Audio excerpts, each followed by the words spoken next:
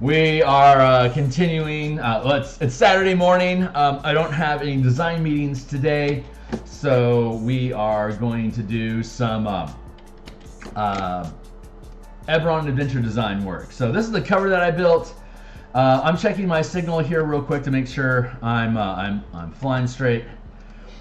I'm flying straight. Sounds good. Okay, cool. So do all the things that we ask you to do. I picked up like 4 followers yesterday. I don't know who blessed me, but that was super cool. So I am up to 110 subscribers and 670 hours. I need 1,000 followers and 4,000 hours of viewed content for me to get monetized by YouTube, and therefore encouraged to do it again every time I show up.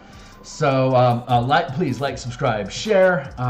In the description down below is my Twitter, which I just posted that I've gone live. So if you don't catch a notification here, you can catch it there. And now I'm just doing some shout outs on the Discords where I like to haunt, the DMsGuild Creator Lounge, Terran Pound's Indestructible Designosphere, the OBS DTRPG.com website, Discord forum, Dungeoneers Pack, Trent Monk, Zipperly, Cleric Corner, Rich Mary, and the D&D WOTC official Discord channel. I love all of you. Ooh, Eberron! Where you at, my boy? We're gonna go F-I-L. Kearney. Hold on real quick. I'll show you. Alright. So, yep, let's go F-I-L. Kearney. And this is the Eberron Discord. And let's, yep, there we go. We'll jump to here. And we will reply and then get rid of my thumbnail so I'm a good citizen and keeping my stream clean. But that has me up on Twitter, that has me up on Discord, this has me up on stream, and this is the book cover. What do you think? Please drop comments down below. Let me know if you like the cover.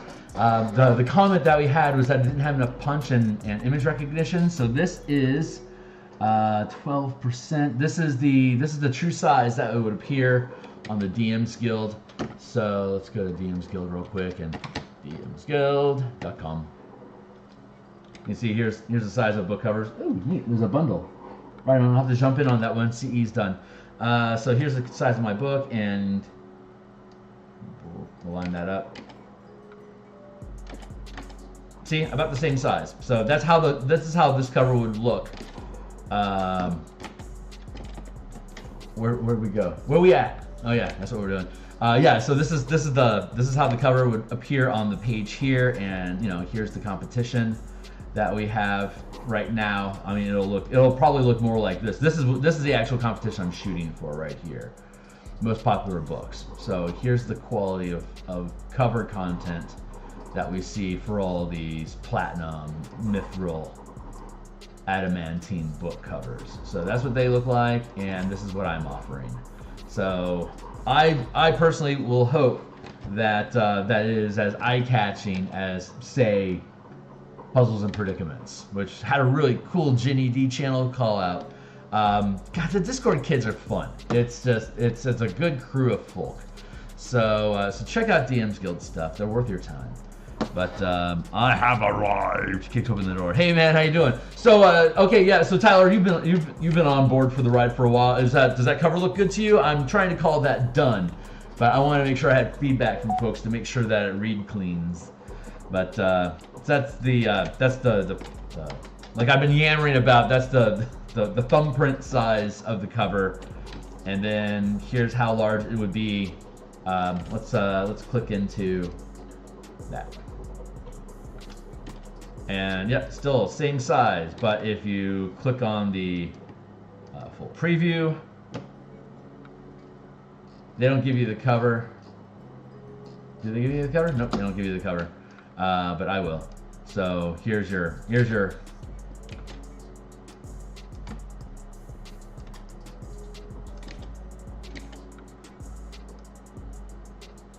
about like that. That's how big it would appear on this preview. Like if it was on this PDF, it'll be about this big, which is like.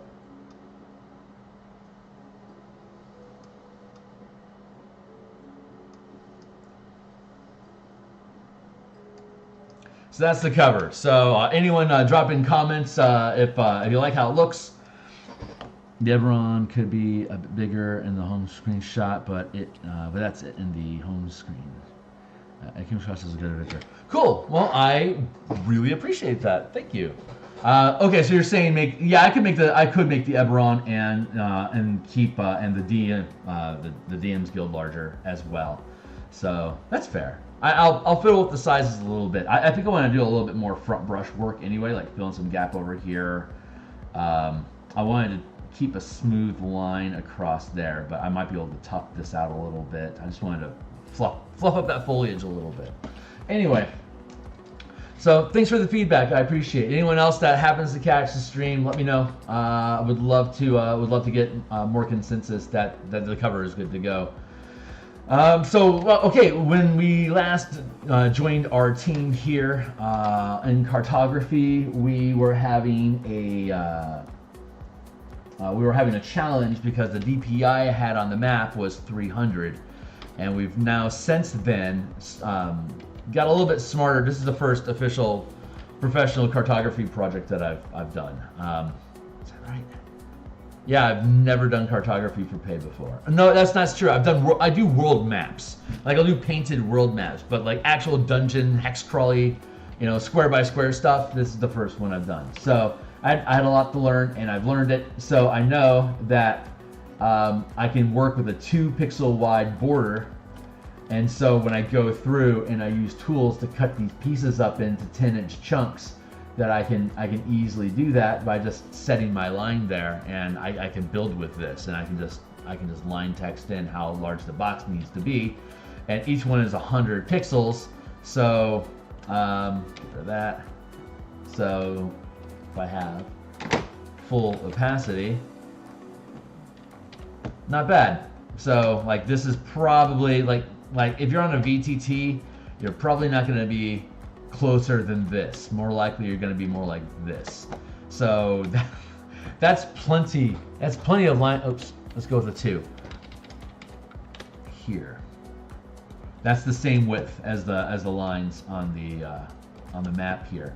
So that's 2 pixels, which means you can fit 50 of these lines into each square here, which, as you can see, is still pretty smooth, even at a really close range like this. But so now we've got the black and white, and we're working on color versions of the flooded tunnel. And here's the blast door that keeps it shut, and it's got plates on it. So like if you hit it with reduce, you'd just be stripping a plate off of the door, and it's got 10 more of them. So bring your wizards. Meanwhile, like if this is an active fort and you're dropping reduces on the door to try to punch through the armor, you're going to have to be standing in range of the siege junk that they dump on you. So they're thinking about mage combat or Gish combat as a part of the siege reality that they have to face. But that murder hole that gives you line of sight to cast spells on things, that works for your team's advantage in this adventure, because they can use that. They could reduce the grading on that, and then they could get up into the they could like be a mouse, like we had a druid that turned into a mouse, and they just she jumped up and they put her up into the grading, and then she unmoused and went back to being a person, and then figured out how to hoist. I got the grading off and hoisted everybody up into the fortress. They took a short rest in the guardhouse, and then they started going through the rest of the labyrinth. I think you were there. No, you weren't there for that one. You started off actually inside the bunker facility in Act 3. So a mouse indeed. So now that we're at 100 DPI, or 100 pixels per square instead of 300 pixels per square, we are cooking with fire. So I'm going to use 100% on my eraser. I'm not going. There's some technical work I need to I need to figure out like how I'm going to do spacing and stuff inside of this. This is the incline. Since this tunnel is leading from the surface, I'm going to work on the other pieces of the map. But since this leads from the surface down to the bunker 200 feet down, this is the gradient that the tunnel is at, but it's raining outside and it's leaking into the tunnel. So by the time the heroes get there, it's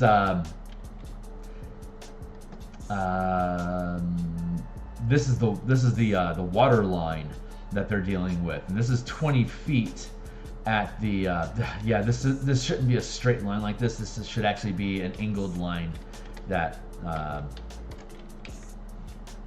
second.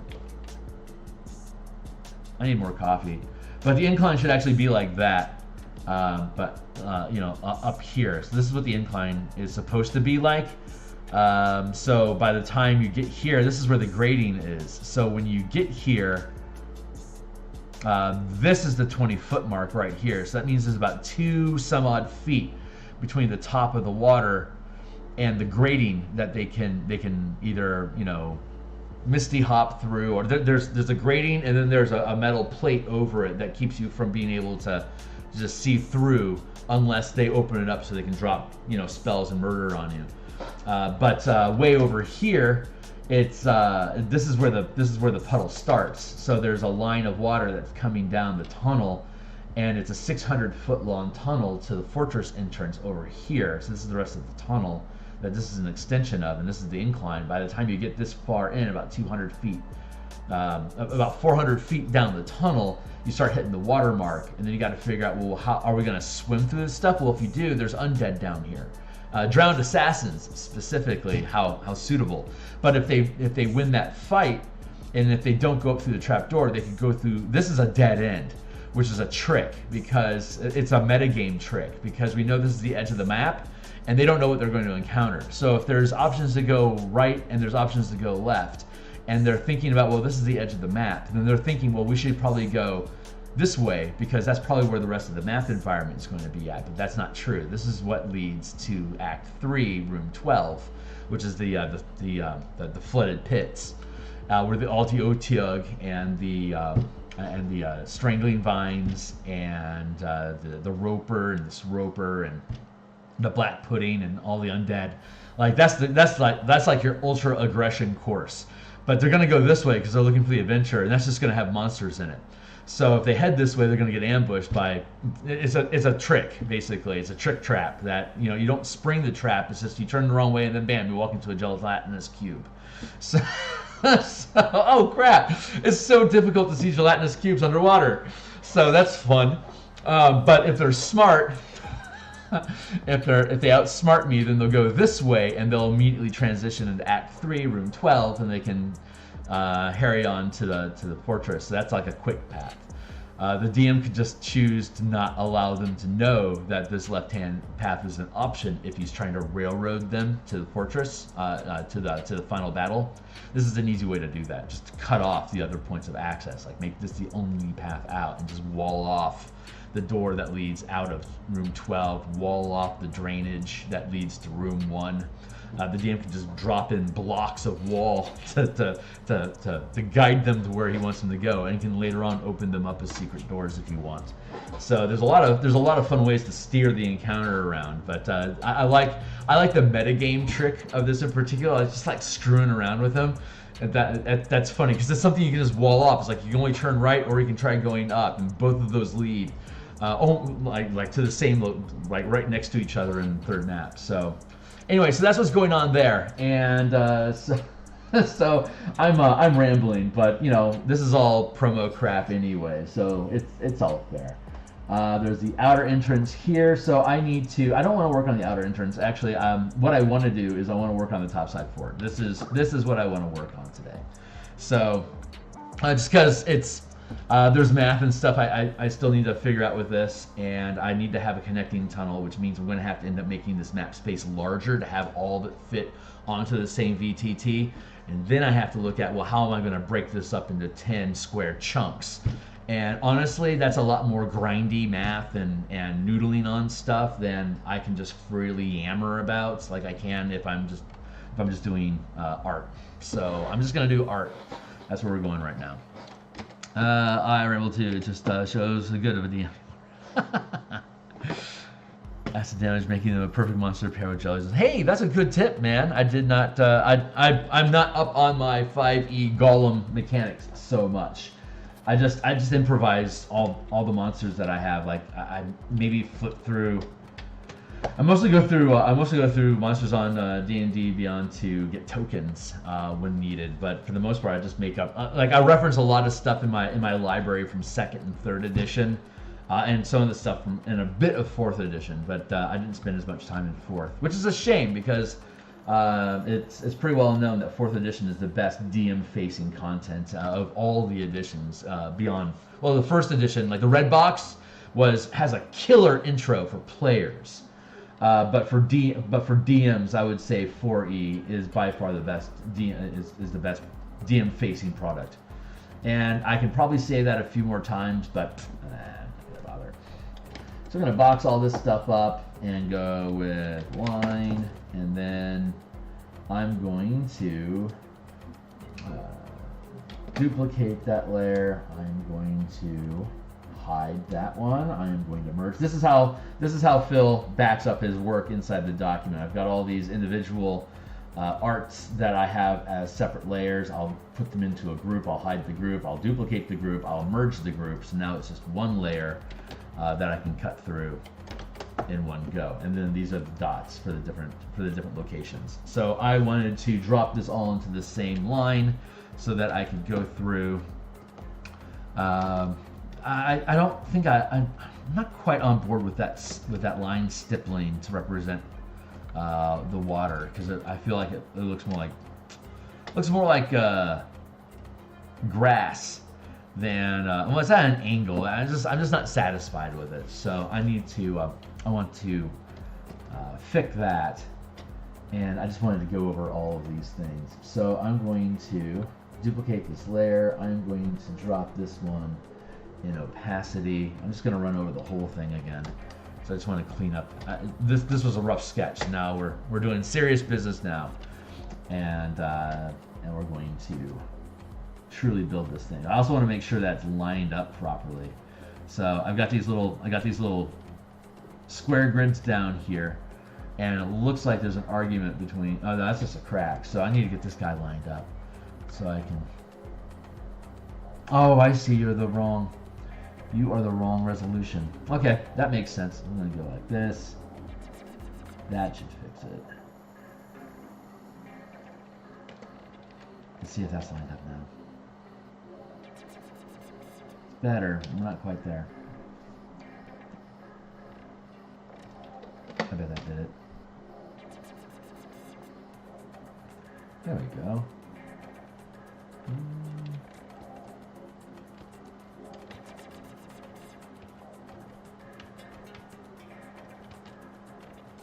Yeah.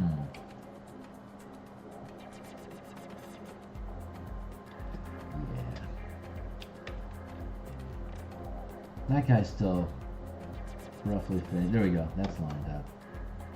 That's a little. Oh, I see. The grid itself must have been flawed when I first built it. Okay, cool. So this is an opportunity for me to clean up my lines. So that's why we need to be here. Cuddy.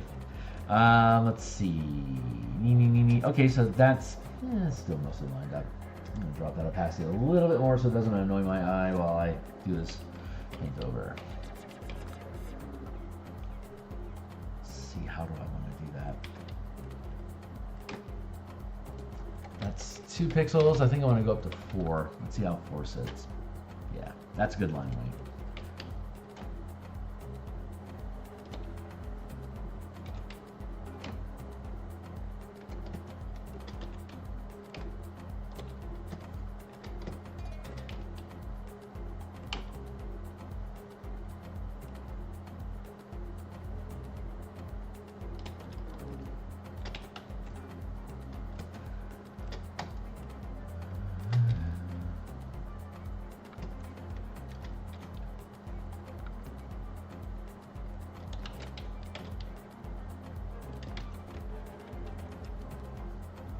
I don't know what I'm talking about yet. I think I'm just settling. Oh, that's what I need. I need more coffee to make my brain work. What is it? 9:30 now? I'll probably be on for another 2.5 hours or so. Yeah, we had a power outage last night. I wanted to stream and I got shut down. So I just went to bed. Let's see. I want to set a timer. I'm going to set my timer for 20 minutes. That way I'm just keeping... That way I'm keeping track of where I'm at with stuff. So when I'm building this wall, I want to go at the half square so I have an extra 2.5 feet so that I can drop in the... when I drop in the wall here, I'm still working inside of the 5-foot grid. You see how that goes?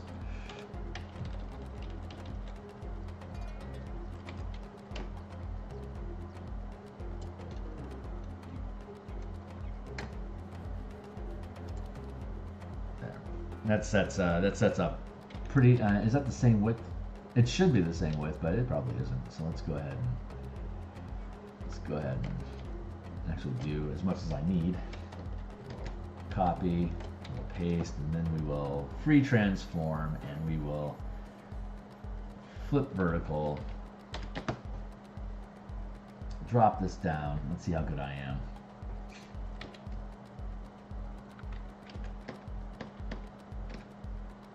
Whew, I'm pretty damn good. Not bad. I was 1 pixel off. That's not bad. I has a proud that, you know, my spatial, for being so blind, that my spatial recognition is so good. That's, oh, wait a second.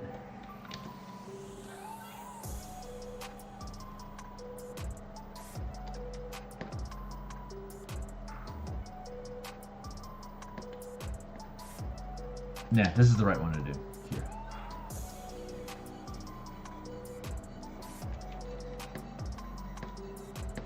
1, 2, 3.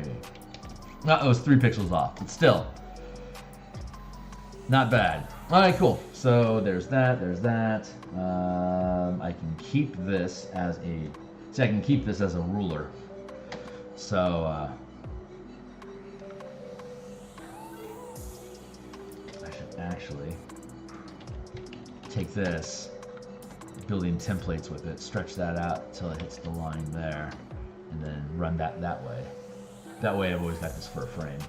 Okay, cool, that works. Actually, I can just cut and paste it. I really don't need to do all that brouhaha. I can just come over here and cut paste it.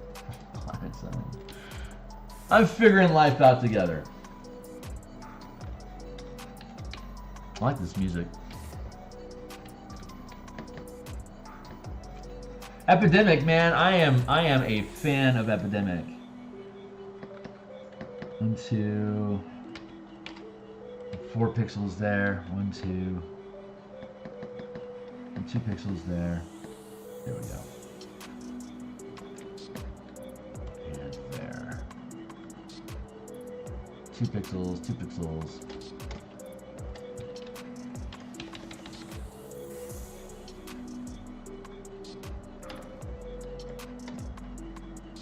Okay, so the walls are 4 pixels wide, and let's make a note.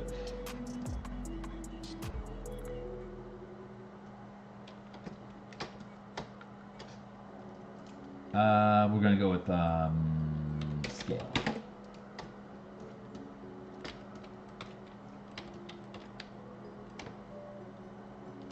Here and here and here and here.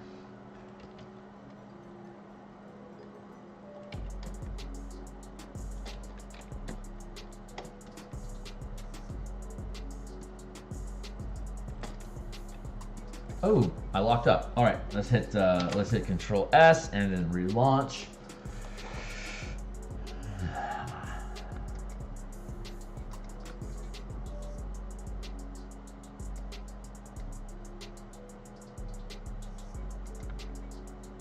Act 1 to Act 2. Region 3.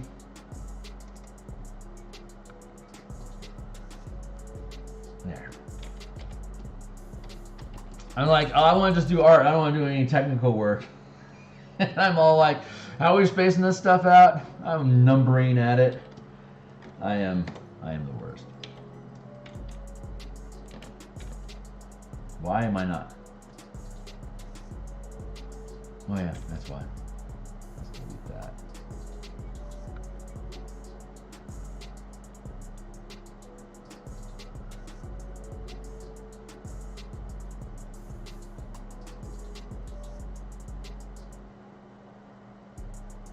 Trim that down.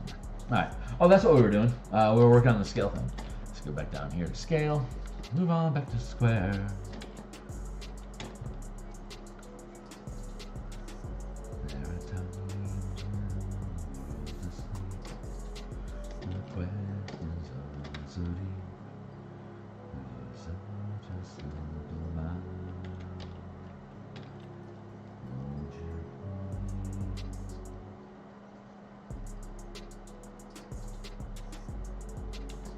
Square equals 5 feet, 100 px.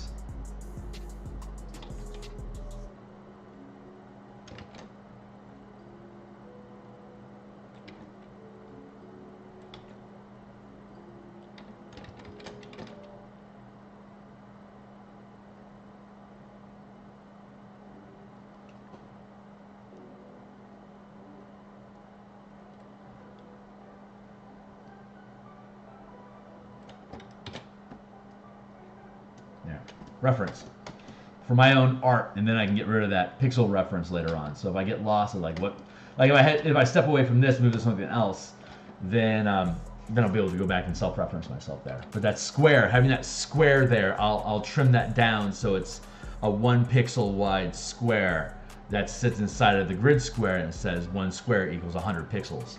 So that way, when you're calibrating your map on a VTT, when you can just make the size of the map 60 by 60, and then or whatever it ends up needing to be, but like 75 by 60 or whatever, and then 100 pixels is the size of each square. And it'll auto align this map into place so that it's zero thought. And then all the tools that I'll like, all the fake doors and like open door settings and covering up and like the fog and stuff like that. Things that you can layer in on the VTT as you change the environment and move things around. Those will all be at 100 pixels per square as well, so they'll all be properly proportioned. And since it's 100 pixels, it's really easy to calibrate the size of things when you're doing like pixel art for like 64-bit games and stuff like that. It's basically it has that same. I think that's 28 bits. And I can move the grid to the bottom of the map because it's going to be transparent backgrounds. Like that. Okay, cool. So now we can get back to work. Now we got our stuff calibrated. Bloop. I don't know how productive this is going to be over the next few hours. I'm not a great cartographer yet. I don't have,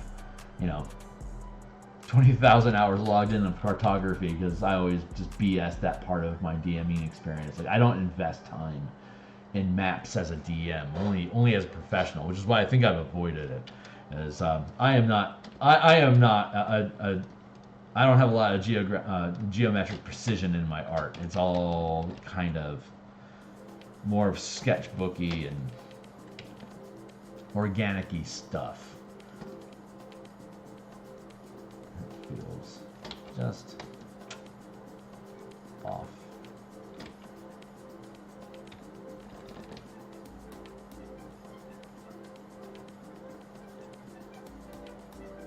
I can really see an argument for having using vector and doing maps, because vector lines are super easy to do. Raster is more organic work. I am witnessing this, brothers.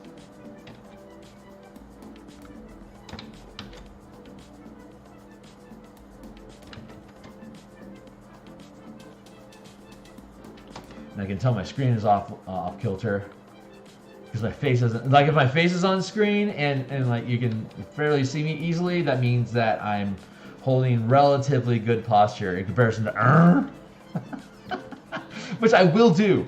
You will see me squinch my face in and press it against the monitor. Like I'm drunk. Oh my god! One of these dudes we knew in college, his name was Jeff, but he liked to be called Mock from in homage to the original '80s movie Heavy Metal.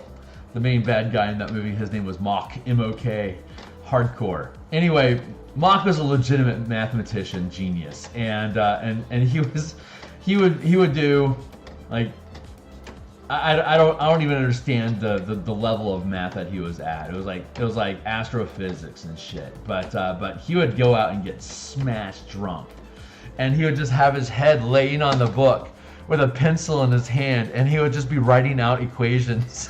I don't know if they're accurate or not, but he was on a scholarship. So it's like, oh my god, Mock's drunk mathing. Mock is drunk mathing again. It's just awesome. That guy was fun. He was a huge Rifts fan and a really big Slaanesh army enthusiast for Warhammer 40k. That Mock was awesome. We love Mock. We love Mock. Here's the stuff of legends.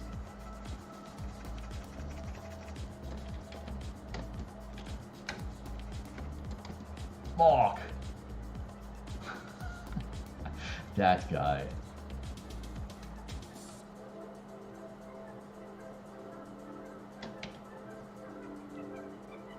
Grab a chunk of this, get my lines right. Now that I know what I'm doing with my lines, I can be a little bit more, I think I can much more easily be precise with them.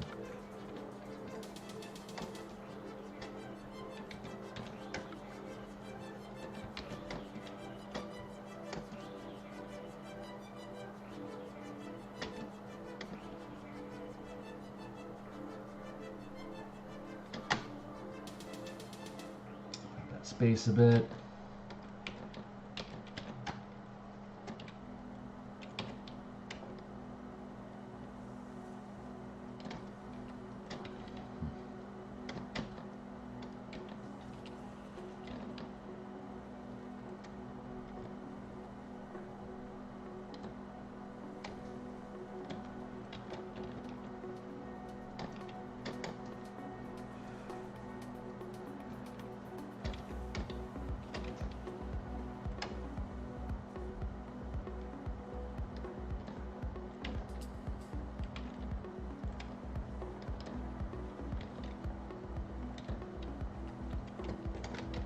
There we go. That's the easy way to do it.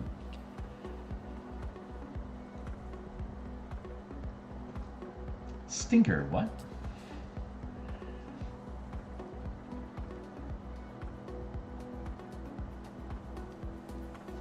Oh yeah, that makes sense. So let's go like this.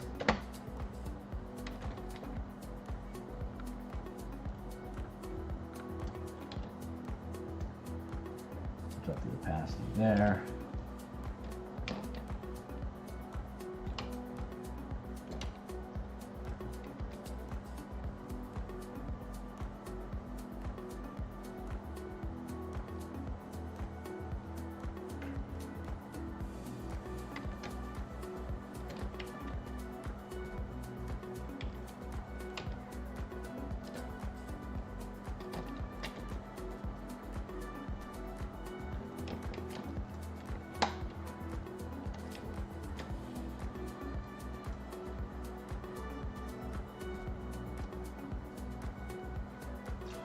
What do I do? Like that, and that. Thank you. Here, let's try that again. Here, copy, paste. Let's do that again.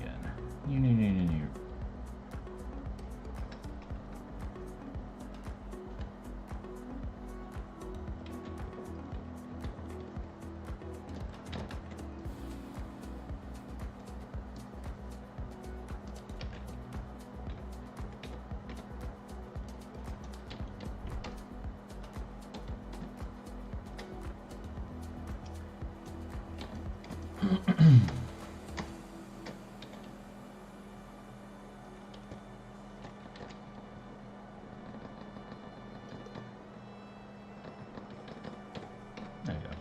you go.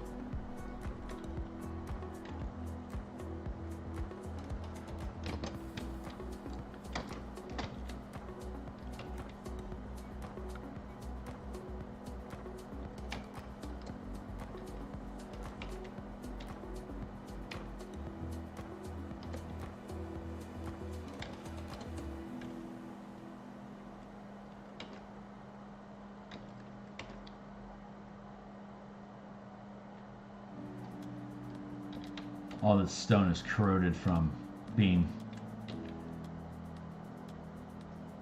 abandoned in a forest in the Carnwood of all places, full of eladrin and spirits and stuff. Freaky place. So this stone stuff is just eroded down. 500 years to stone in general isn't that much of a problem, but this is a manifest zone. This stuff gets ate up quick.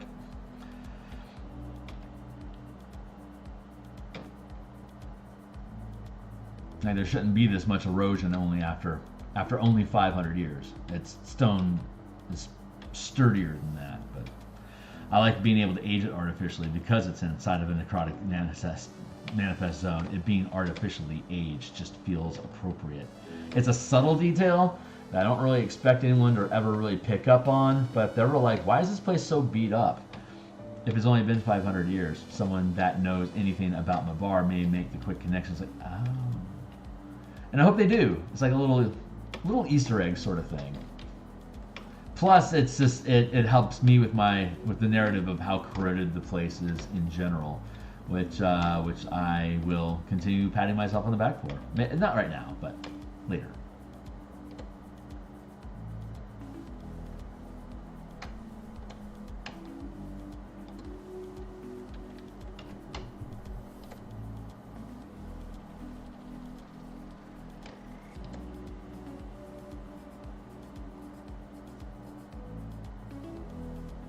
It also lets me be inconsistent with how I do line weight, the precision of lines in the square.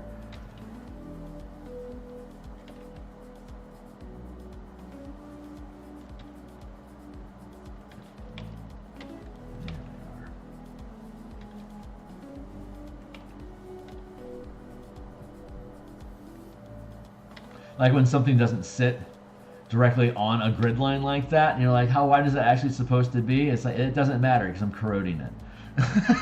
Just like that. So I'm realizing this as I go along. These are things that I am discovering for myself here in real time with you. This was not pre-planned, but that's what the muse is telling me. She's like, you should do it like that. I'm like, ah. It's like Falcon Crest but in Washington.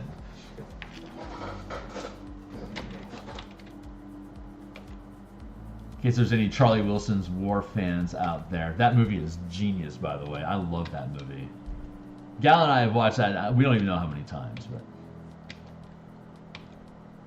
it's Aaron Sorkin, so I mean, what do you expect? His writing is fun.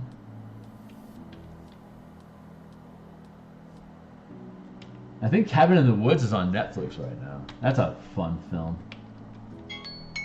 And that's my 20-minute mark. So that's my first 20-minute mark. So it's time for some coffee to keep the blood pumping. So I can cut out all these edges, make it a lot more rough because of how worn down the place is. And Bob shall be my uncle, the Bob from Uncle.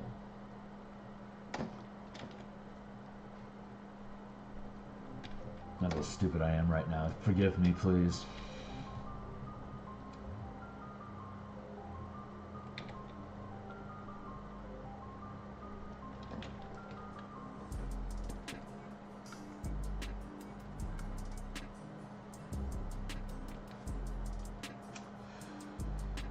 Yeah, I'm realizing I am not a fan of what I have done.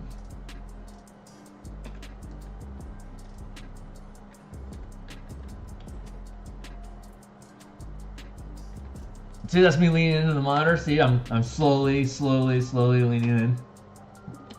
I gotta stop that. That's so bad for me. Yeah, now I can fix this. You know, if I do it right. Why am I falling short?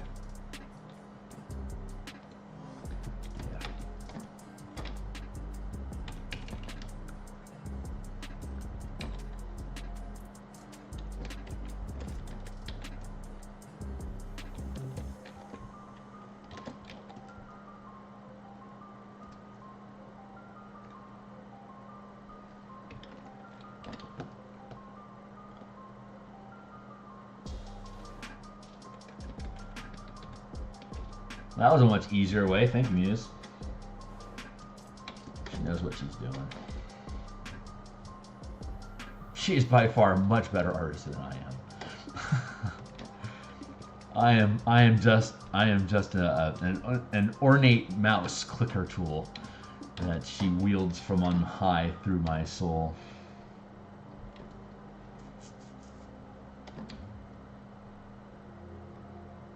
I'm comfortable with the relationship. It's cool.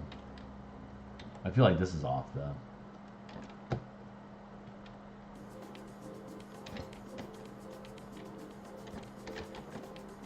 Wait. What?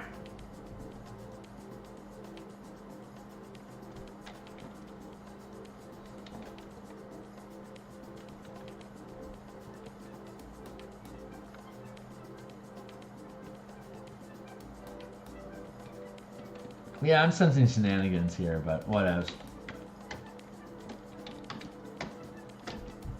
I don't even know why I'm doing that jig. I just want it. It's goofy and it's obviously causing me endless headaches, but I wants it. So here it is. I'm going to duplicate that here, copy paste, and then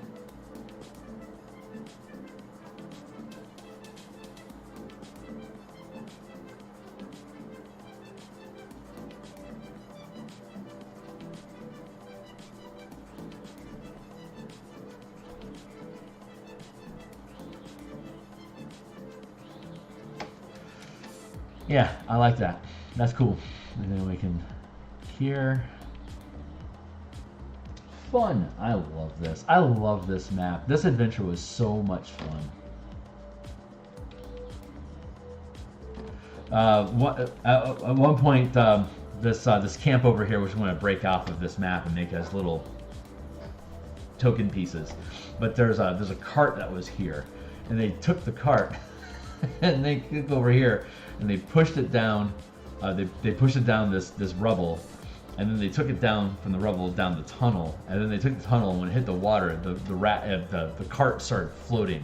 So they were able to float the raft all the way down to the end of the tunnel, and so the raft, like they could just like because the buoyancy of the cart was was allowing them to just to stay like a little bit in the water and push themselves along this 2 foot margin that they had here. Once they hit the water line here, it just drifted in, and then it bumped here, and they were able to have a cart here as a platform that they could use to try to tinker with the roof.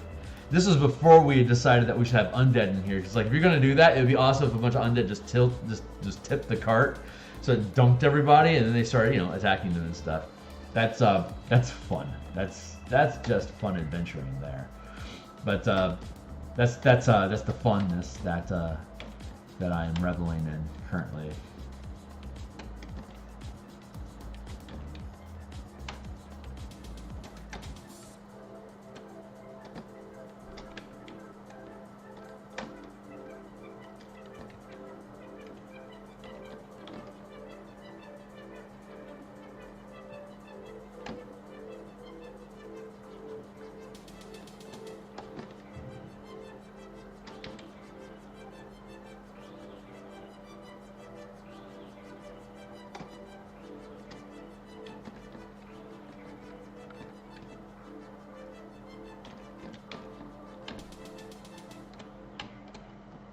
Not quite a square. Disappointing.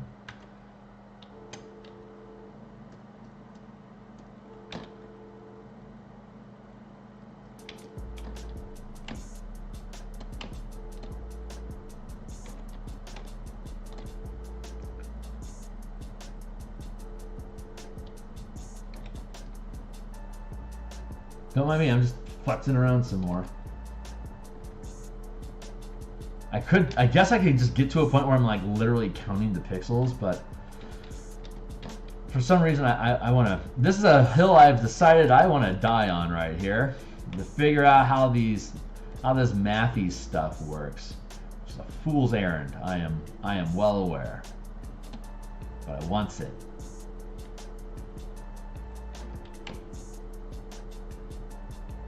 It does feel more like the halfway mark. Yeah, okay. Let me get rid of this.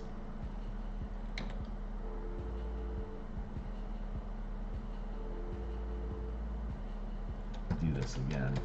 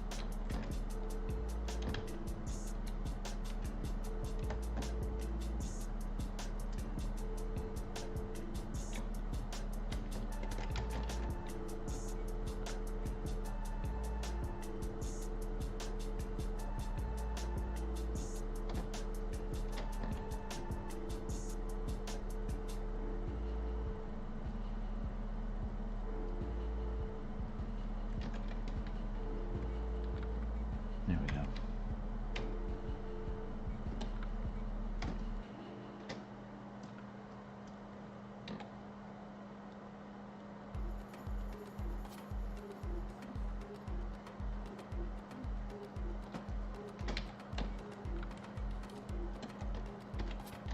Revel in the glory.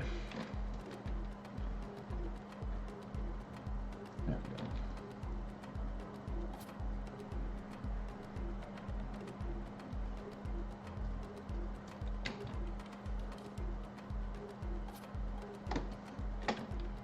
There we go.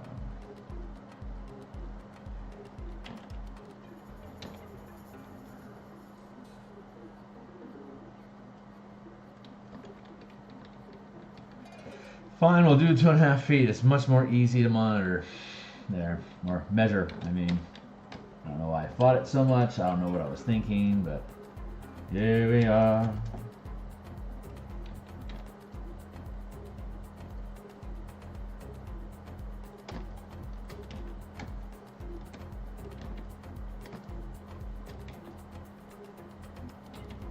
Of course. Yeah, I don't know why I didn't bother with that half mark just from the get-go. Like that goofball.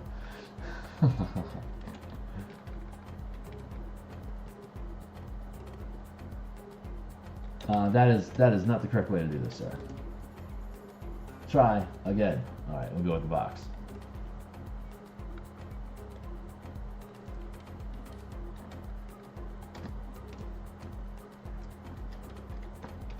There we go.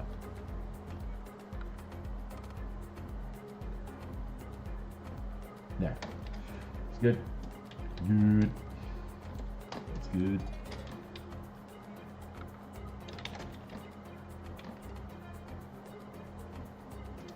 Perfect.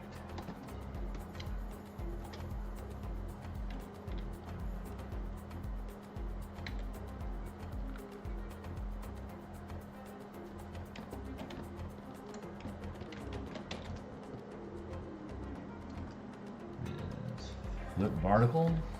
Do do do do.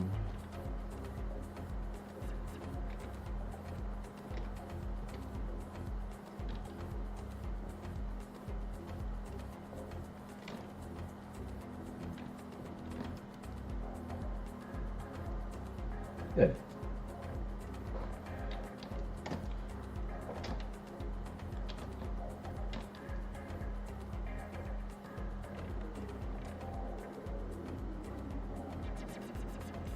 I can cheat all these corners by corroding them. Oh, I'm such a cheater.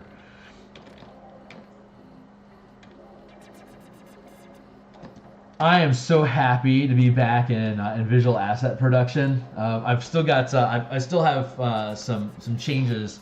We're going to increase the speed of the vehicles because them moving 2 or 3 squares is just it's too slow. It's taking too long for people to engage, and there's too much strafing that's available. So if we just restore these vehicles to a default 6 squares per action. And then take away the bonus action movement, and then leave that to people that have bonus actions like Rogue's action economy, like actually require them to have cunning action to be able to do 3 movements in a round. That's going to reduce everybody. That's going to put everybody at 12 squares if they use both actions to move as a item interaction to steer plus. A standard action to actually move, and then the rogue will obviously have the option to be able to dodge for free. But dodge did prove to be pretty effective in the last combat that we had conducted in minimizing damage being taken. So I think Ukulele's assessment that dodge is too strong in general to just have freely available on top of movement. I think that's accurate. Restricting the quote unquote move to be the same squares turns off your brain, so that when you're a character, you're just assumed to have that 6 squares that you can move because that's 30 feet. That's going to be okay. So it ends up meaning that the Infernal War Machines are going to be able to move faster than they're listed in the book, but that also takes them from moving at a max speed of 40 miles per hour to a speed of 80 miles per hour, which feels a little bit more accurate for what these vehicles could do. So it feels more Mad Maxy to me, and I don't have to change the damage scaling at all because you're still just, falling. So, but it's gonna help us move across the battlefield more quickly. So I think D&D was right in calibrating movement at that speed. And it's been that way for a long time. So just keeping vehicles on that same scale feels good. Now the metal, the heavy tanky, high armor class, dense metal stone vehicles, they'll have a speed of 5 instead of 6. But there's 2 and 3 is it's too slow. It's too slow. So we can speed up all these combats by 1 or 2 rounds if we just increase the amount of movement that vehicles can just automatically take. Actually, I'm thinking maybe like 4, 5, and 6 for the different material types. And metal 4, heavy wood 5, and ceramics and light wood 6. I think that would jive well. That'll actually help rogues lean even more into that speedy trope.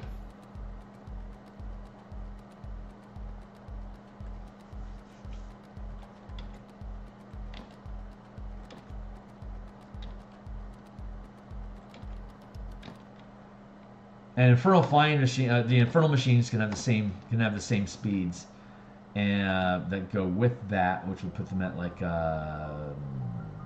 60, 70, 80 miles per hour, depending on what kind of materials they're made out of. And all the infernal war machines are pretty much metal, so they would all be moving at 4 squares instead of 3. So that's faster. You don't have to futz with it. That's one of the things that we're futzing with. There's a couple other things. I need to reduce the amount of action economy that's available, the amount of options for each roll, because it's just too much, and because there's so many options, it waters down what each roll does. So we can specialize what support, augur, siege, squadron, and pilot roles are on the ship. So that way they have more uniqueness to them. So.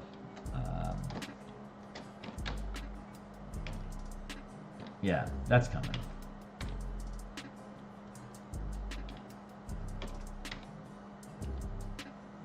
That's what I'll be working. Once I'm done streaming here, that's what I'll be doing with some of my production time today. So I'm going to just leave these. I'm going to leave these lines. No, you know what? I kind of want to go in here and I want to kind of contour and texture these things. Actually.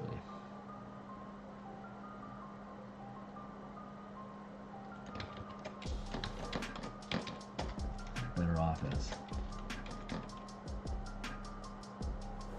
3 pixels instead of 4? Kind of, yeah. Oh, that's cool. Okay, so I can do this interior stuff with 3 pixels instead of 4. I'm happy about that. And I can get even more wormy. Oh, God, I'm dropping down to 2 pixels. This is great. It's going to increase production time a little bit. Layering that much detail, but I like it. God, it looks good. All right, cool. So I'm going to complete these outlines, and then we're going to go back through. We're going to do a 3 pixel layering, and then we'll come back and we'll do a 2 pixel spidering. It'll look really. That'll be the line art, and then we can drop like we're doing with the asteroids that we did the last night and yesterday. We can drop in the color underneath the line art, and that should make for a pretty damn good looking map.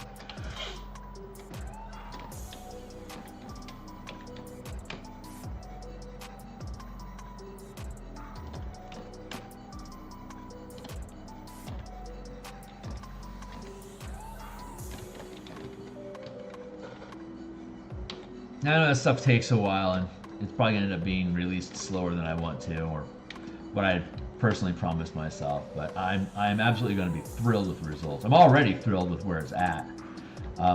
It's going to be good. I don't mind taking the time with it. I'm just going to ramble anyway.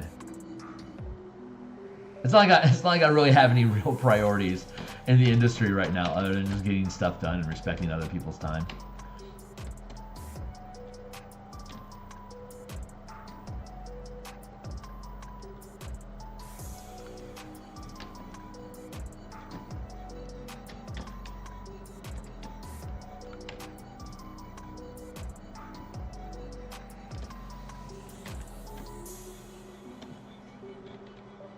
See that I am leaning in like that? See, I should be zooming in, not leaning in.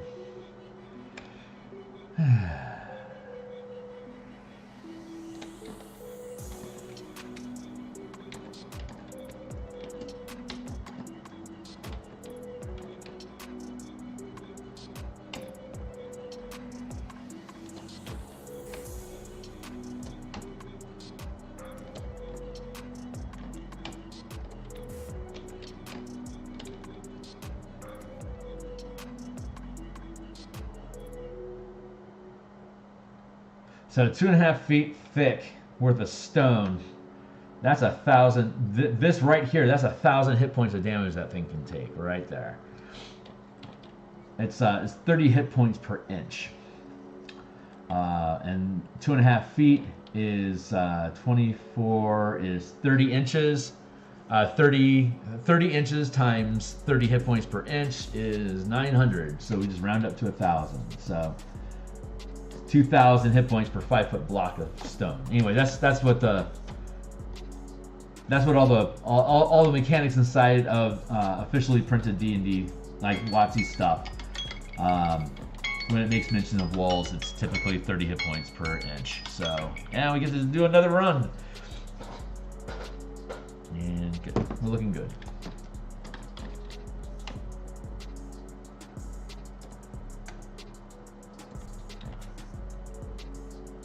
So 2,000 hit points per square is pretty easy to calibrate with, like adamantine, yeah, 2,000 hit points per block. Adamantine is it's like 30 hit points, no, like 40 hit points per square, per inch. So that would be more like, instead of 2,000 per square, it'd be like 3,000 per square.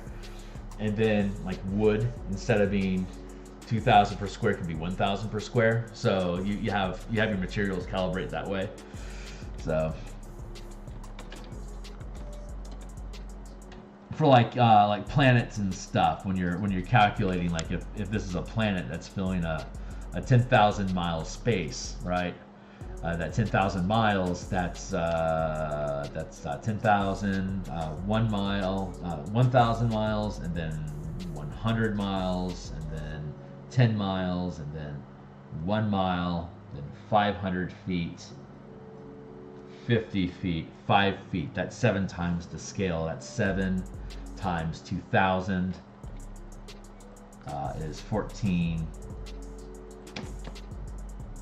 No, sorry, it's 2,000, 2,000, 1, 2, 3, 1, 2, 3,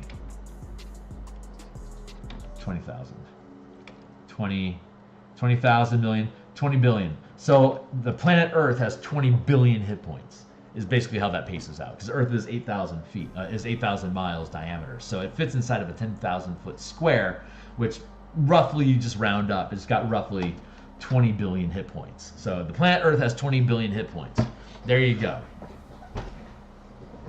That's your math. If you want to take the Death Star, you're gonna have to build something that can do like D4 times 10 billion damage. is the kind of siege damage that the Death Star would need to do to be able to destroy Alderaan in one shot like that. Unless it had a crit thing, then you could reduce it. But it'd still be a D4 times 10 billion, because that crit's just going to let you double whatever your roll is. So that's going to help make sure that you're going to be able to one-shot it. You could just do half the planet, I guess, which would probably be considered a victory anyway. But yeah, D&D geek math. Enjoy.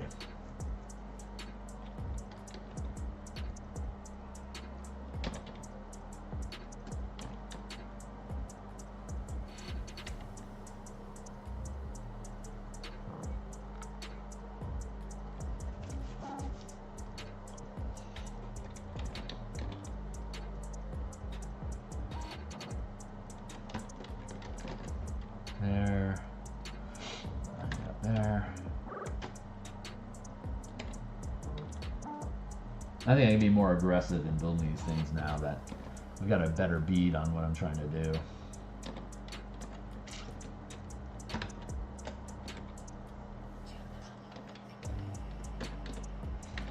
There. I got the shape language here, so I think I'm going to be okay to just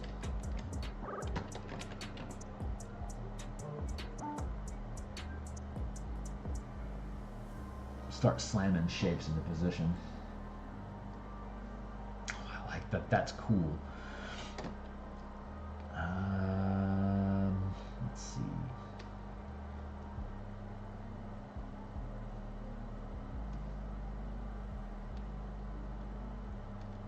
Shapes, forms. Let's just grab this block over here.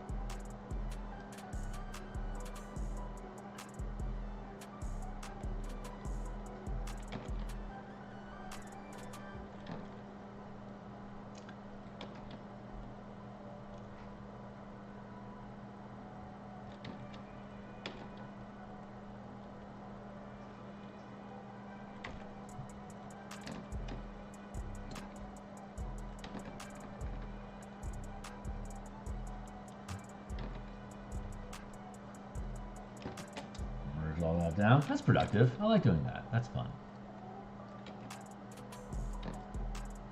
That's just fun. It's a little skirmish area that the team can set up and futz around inside of if they want.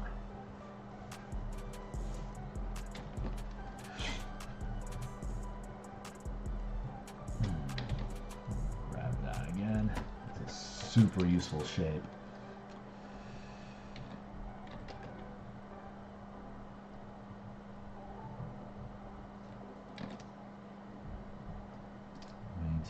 Let's rotate that 90 degrees.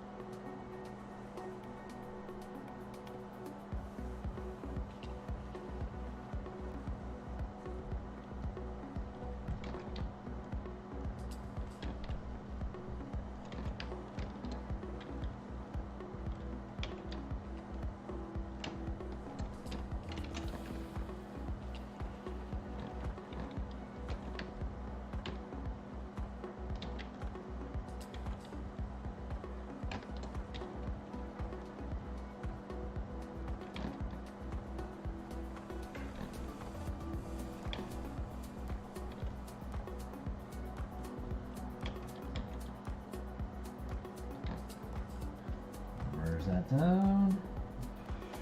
Making Christmas.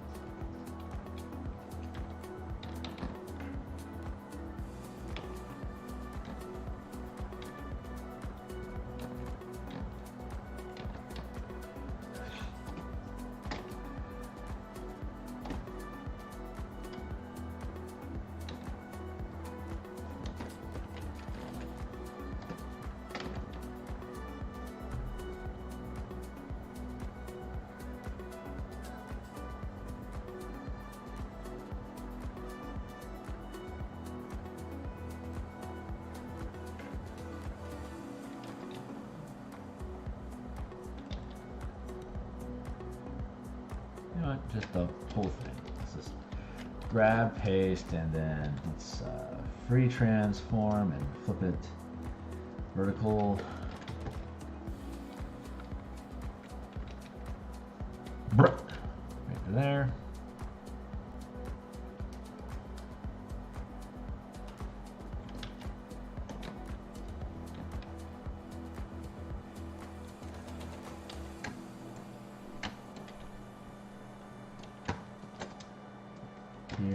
Here, merge.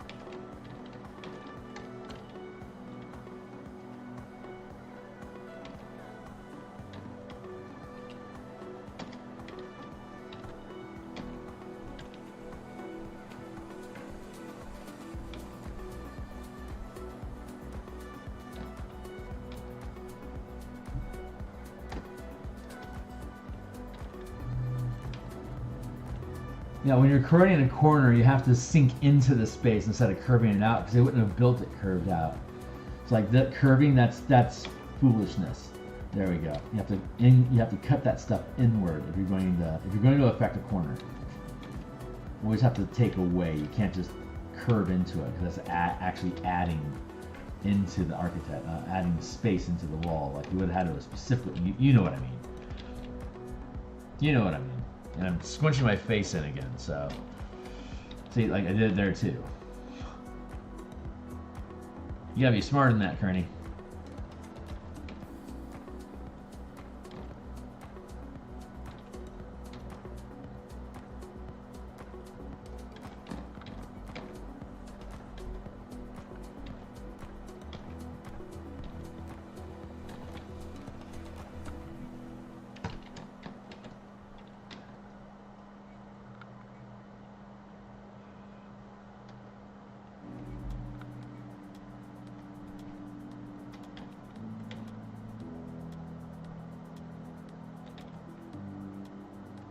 Yeah, that's fine.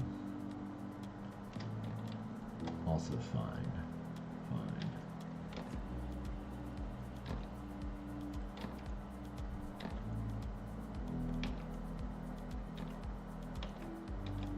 Yeah, that's good now.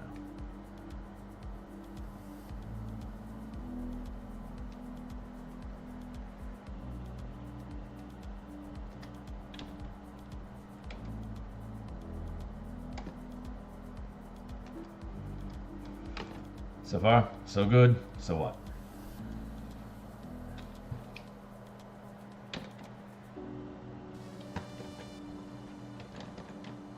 Meow.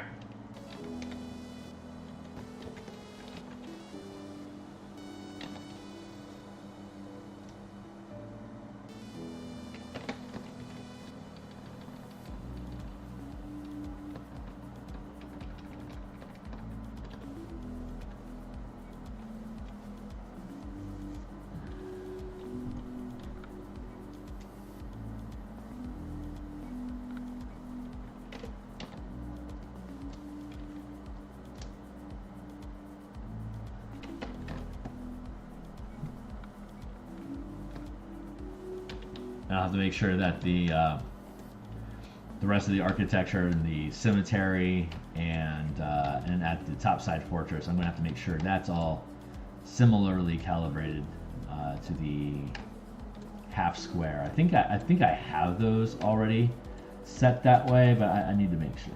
So know that.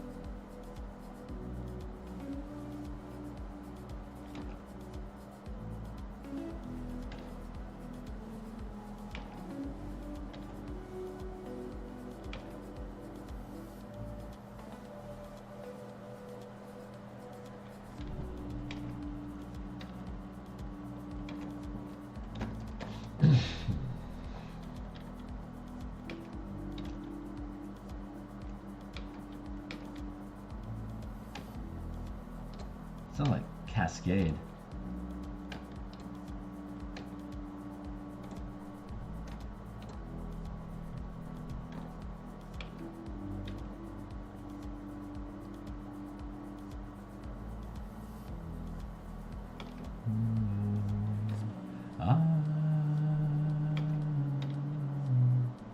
It's a.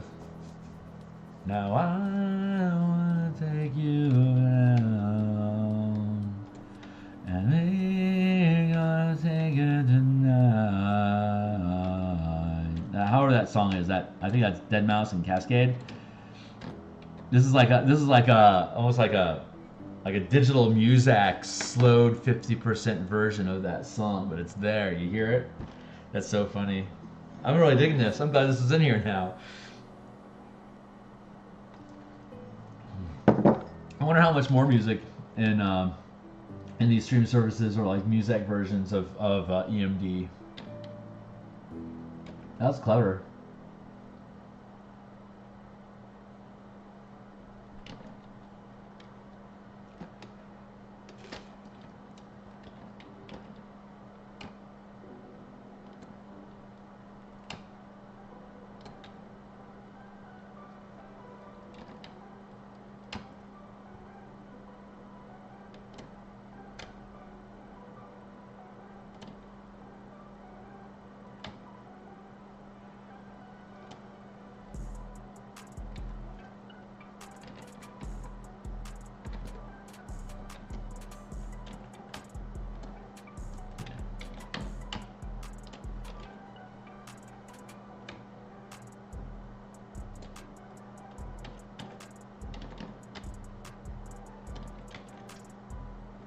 Nice.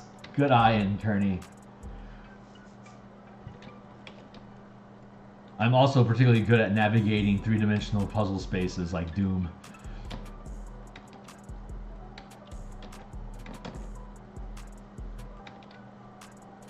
So, I don't have a lot of equipment, but the equipment that I have, I'm really freaking good at using. That is not a pun.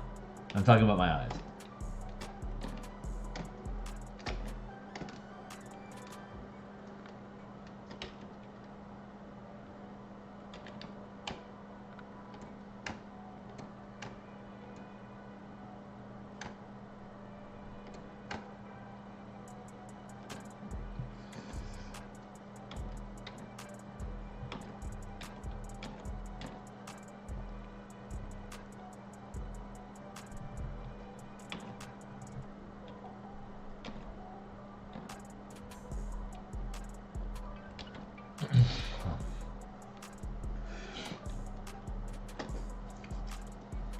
Nice.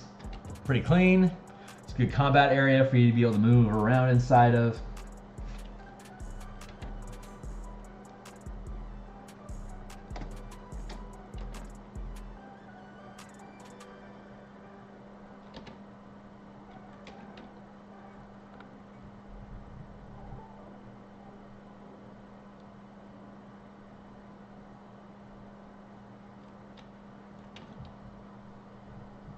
I can use a lower.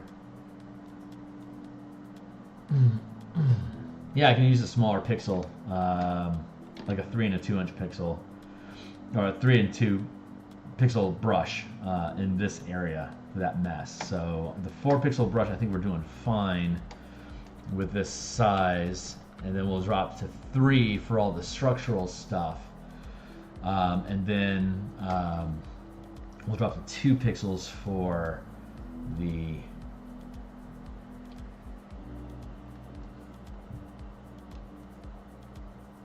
detail work. So that's a good strat. Go with that. Let me grab this.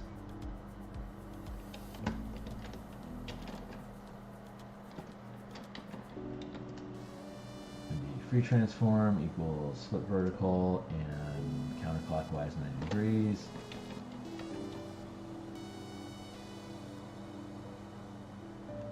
Cool.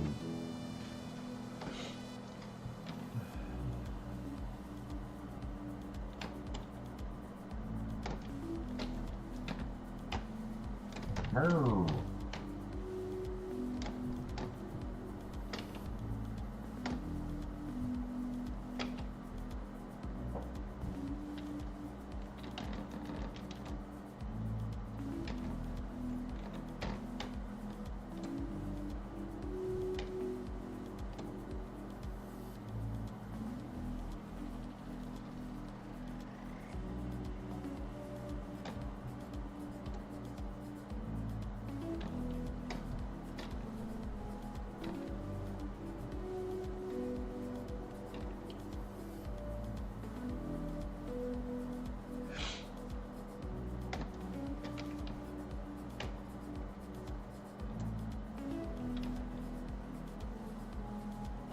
Well, I'm sitting here thinking, I'm wondering, why is this? Yeah, this should be more like that. That's easy.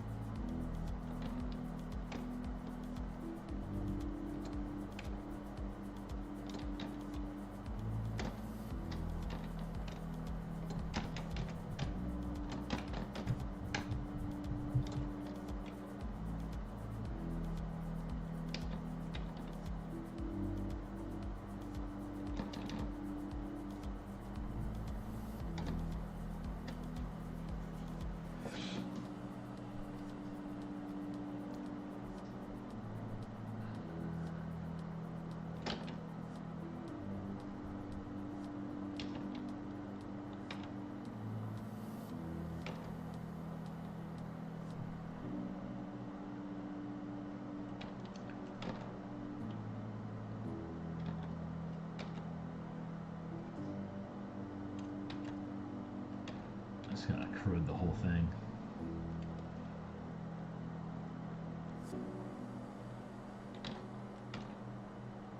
There, that resolves that question. Huh.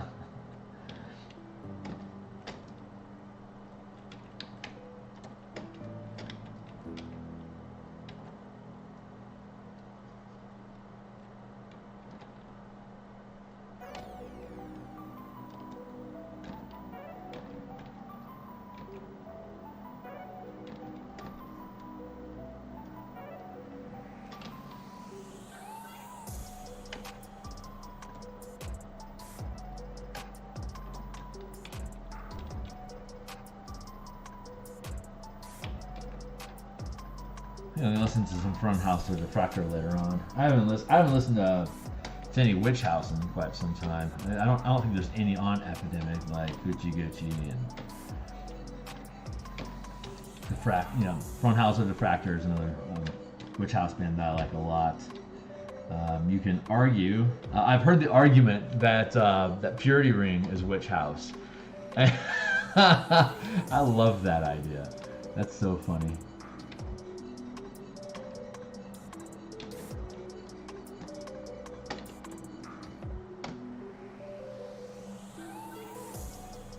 $10:40.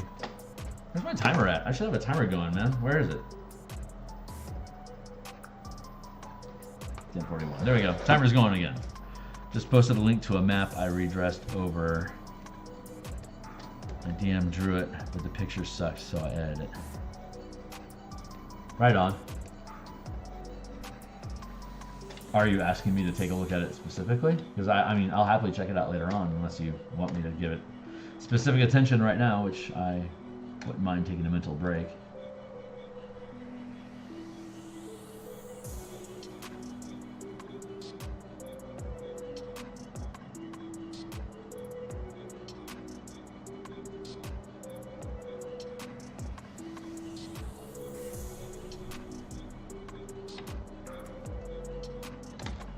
Yeah, I'm gonna do that. Hold on.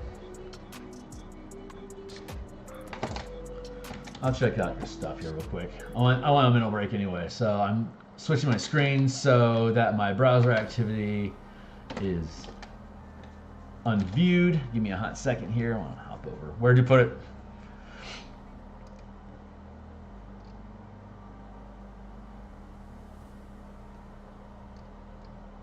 Yeah, that's a good sketch. Visual homebrew. Oh, and layouts. No.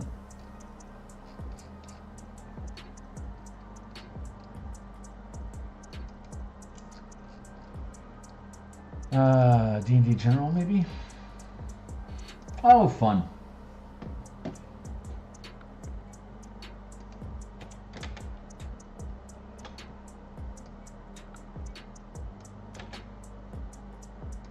How are we doing?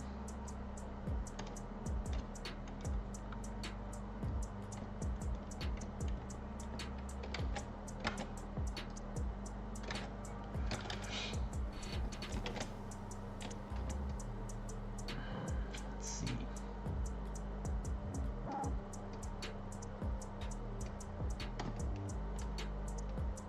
Yeah, right on, man. That looks great. Oh yeah, you got the ridge.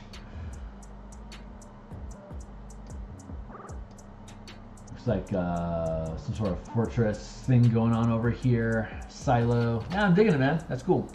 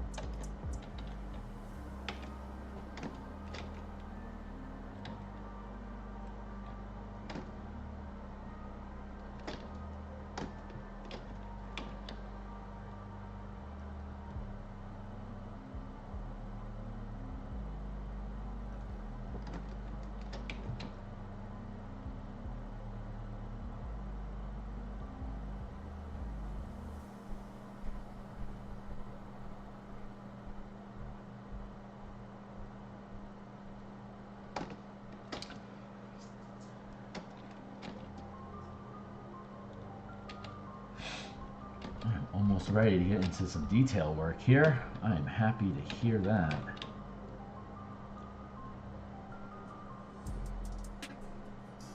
Yeah, I like that, man. That looks like fun.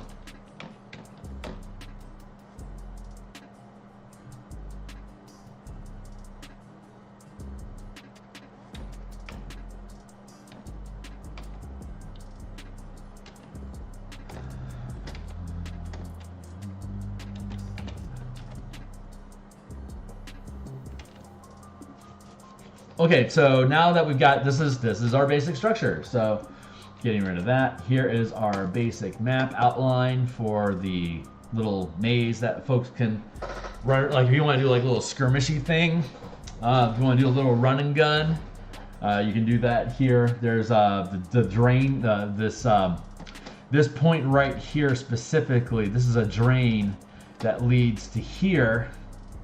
That takes you into the tunnel easily. So like if you can't figure out the door here, you might want to just muck your way through here, but there's undead that crawl out of it. So and there's enough undead that have amassed in this mounds that they'll eventually come up and come out of this dredge and come attack this fort. So if you guys like sneak around them and futz around down here, the DM can have the undead attacking up here to guarantee that they're not interrupted and to actually like dodge around the undead. So like while you go down the tunnel here, the undead came out here and ate all these NPCs. So if you come back out this door later on, there's just a bunch of undead there. Or if there's like ghouls and intelligent ones, they can circle back around and come in behind you.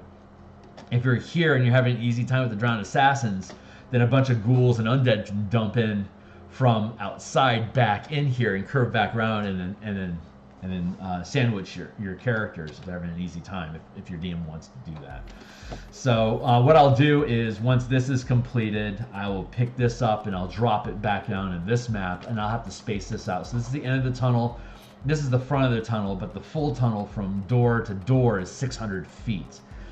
Which can't fit on this size of a map unless I really just make it ridiculously big, and that's not the point of it. So what we will be able to do though is break this down. Like this is what is this? 1, 2, 3, 4, 5, 6, 7, 8, 9, 10, 11, 12. So that's 12 squares.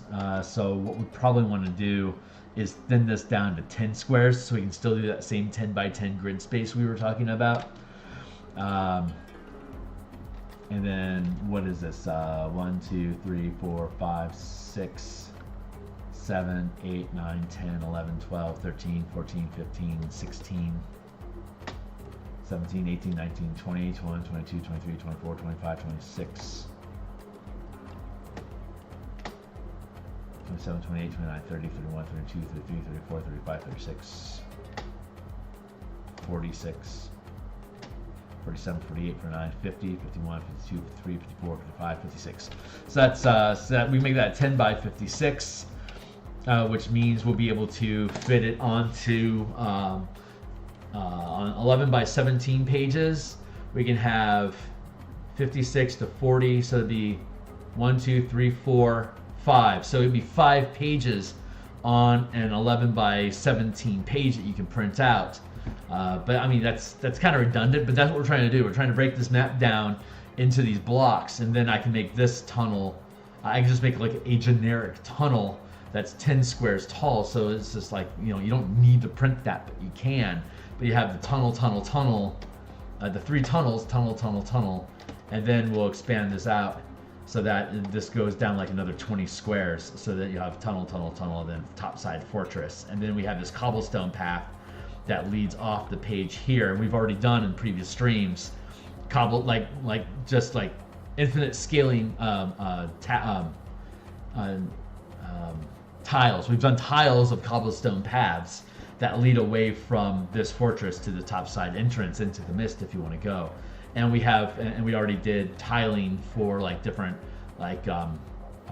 manifest zone ground muck, and that you can lay in as tiles as your characters move along, because you can only see in 40-foot blocks because of the because of the fog in the area. So the DM keeps your characters isolated to what they can see at one time. So you can just drop down new tiles as your background on a VTT as a character. You can like literally leave the characters still, but change the tiles in the background on the map layer that they're moving across as they go each square. And when they come into view of a new terrain type, that's when you can re-engage the characters and move them around. So the whole environment has like little vignettes of like little interesting pieces of architecture that's laying around that can be used as rallying points in battles and stuff to move from point to point. Anyway, yeah, ready to go? All the Joe tents. We poisoned the food, so really it's us waiting. Hey, that's good sieging, man. I swear, the more I hear about this adventure, the more I get the Stalker game series, but fantasy vibes. Neat, yeah, because the manifest zone is full of this corrosive green fog effect that's emanating from the underground fortress out the smokestack top side entrance. The elevator shaft is bottomed out and broken, so it's just a giant open shaft that acts as a chimney for all the poison to pour out from. I mean, it's not actual poison; it's just necrotic, but it's a low grade necrose. So it's like not dealing you hit points of damage, but it decays it decays the vegetation over the course of a 24-hour period of time, and it starts to sludge it. And then from that, all the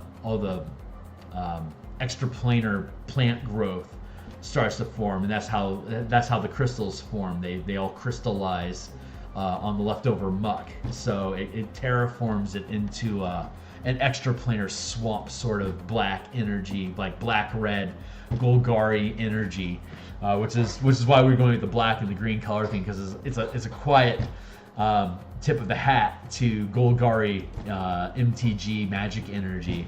So because I like using color magic, I like using color magic in Eberron because it's just an extra layer of visual language that you can use to key off of what it is. And if you have people that know MTG that are playing at your table, you keep triggering all this red, like all this black and green narrative, it'll just sync up with them that much better. But then it's green, which is like nature, and black, which is like decay. That's an intuitive color scheme unto itself that's not difficult for people to just kind of grok, So that's the fun of it. Similar to anomalies of that game, which is very cool. Yeah, right on.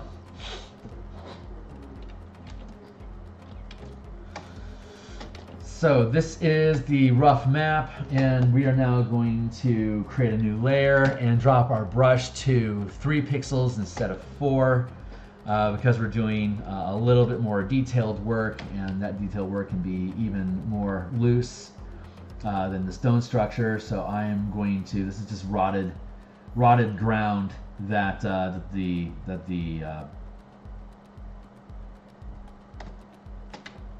Mabar terrain is corroding into. So it's going to do an outline of the area, and then we'll use 2 pixels for detail work further inside of this. But I'm just going to kind of wall this in. You scale back. It's got this big swampy moat thing going on, so I'm going to block that in. And it doesn't have to conform with the map grid. The way that the map grid alignment, it makes stonework a lot more sensible and easy to do. But now that we're working with organic stuff, we don't have to respect those boundaries nearly as much, unless we're like we can kind of like hint at it, like I'm hinting at it here, like it was a thing, but now it's all corroded away.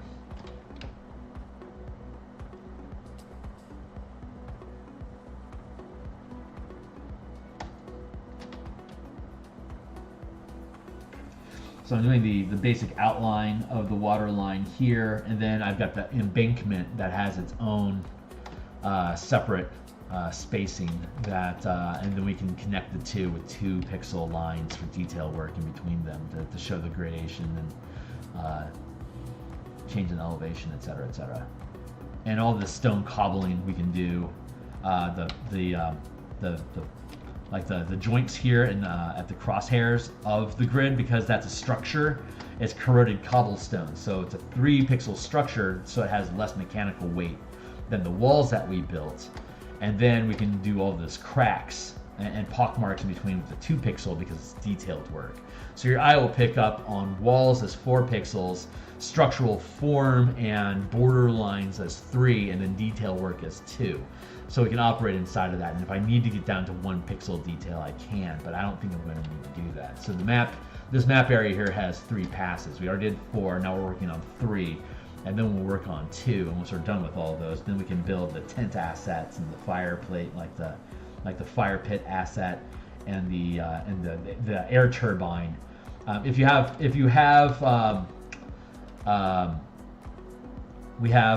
it's a foot pedal machine that while you're pedaling it, it's like a wind vane. It spins and then it creates an area of clean air. It's like a quasi artifice or magic item that blows the smoke open. Like these guys knew, like the guys in charge knew this would happen when they hired these guys. So they got these machines built so that their mercenary guards would be able to have clean air for them to be able to sit and rest inside of, take short and long rests inside of. It's like they knew all this stuff was going to happen before they hired these guys and came to this location and started fucking around with the manifest zone. So like these guys are highly educated in what this project is, and that's something we don't necessarily call out. But if you're running around inside of this adventure, it's like you got all these artifact machinery that's creating these air zones, and your players can connect the dots without actually ever having to say it. It's like, oh yeah, these guys actually know what the hell they're doing.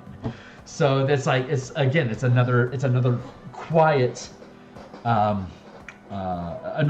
piece of narrative that you can.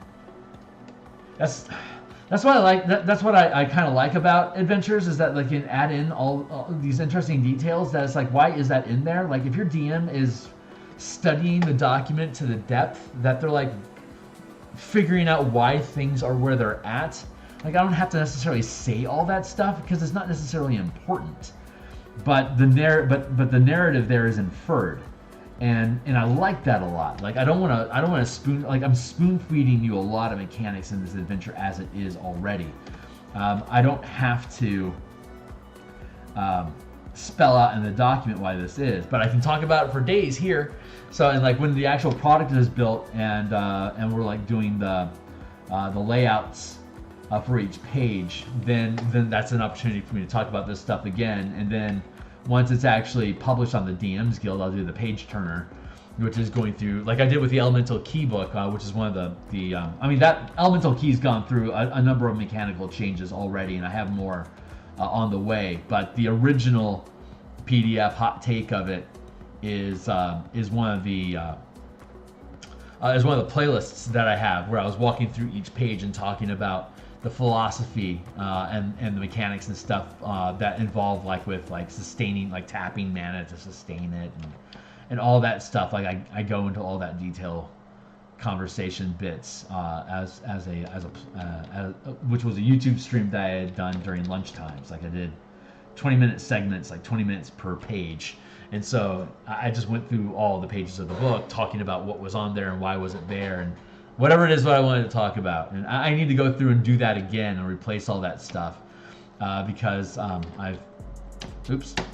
again, I've had mechanical adjustments that I've made to the product since then. That's too large. 4, there we go. Up here it tells me my pixel size. You guys are, yeah, you can see that. Good.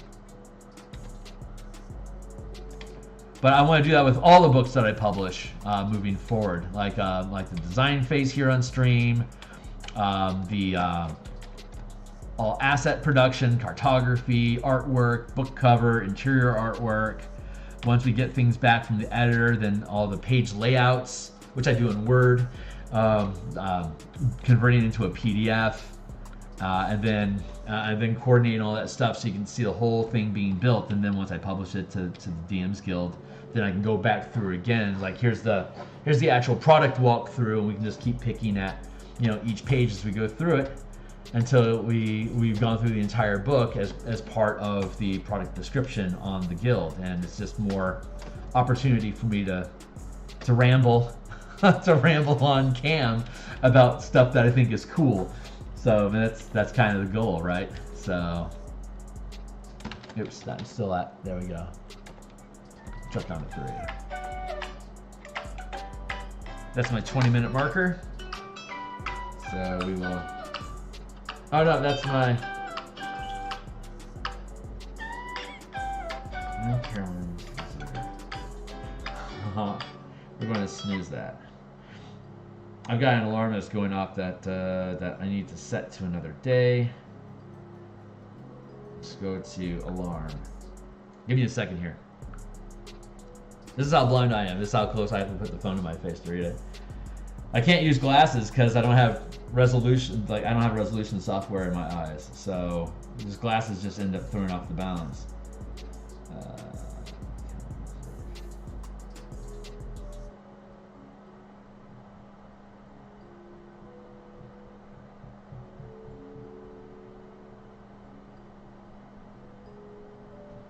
I'm going to switch that to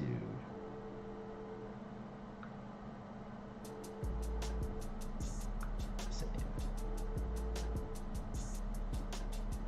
Cool. And timer 3, 2, 1. New one. And let's clear my plate.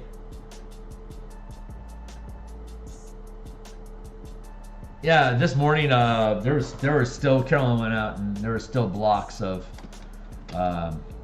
street that were there's still blocks that have power outage up here. That was interesting. Let's see.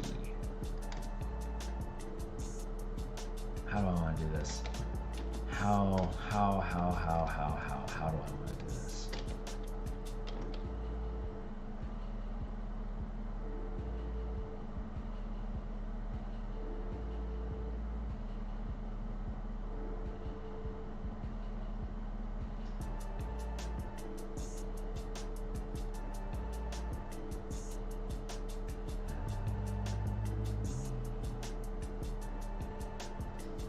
Yeah, that seems right.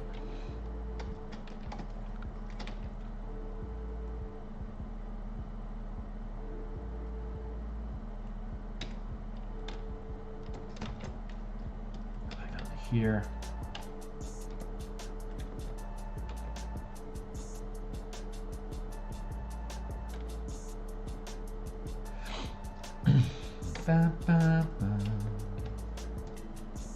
Back down to 3 pixels. That was 10 out of 10. Thank you.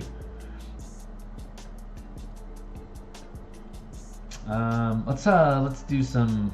I think we want to do. Yeah, let's complete this quote unquote shoreline.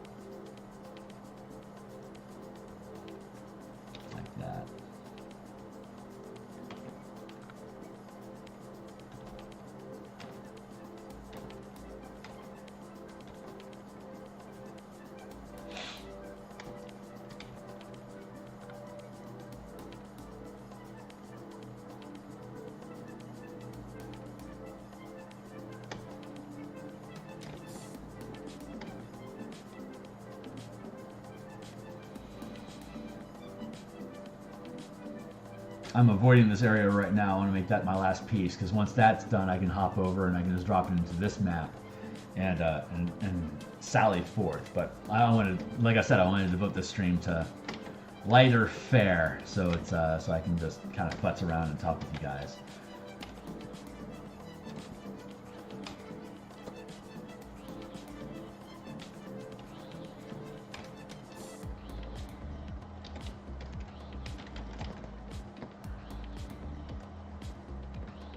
but these cross marks are where, you know, natural tiles could occur. So I want to take that.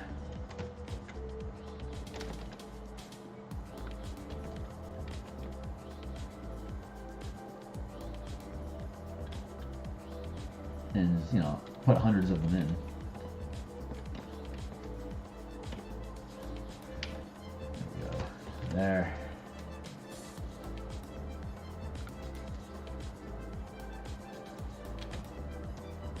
I'm going to push this opacity down even further. Get it out of my face.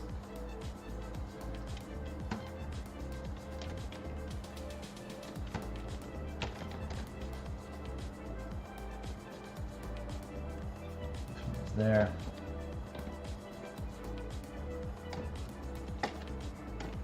I should probably start down here and just start sweeping like I do with when I was doing the asteroid field, just to make sure I don't miss any.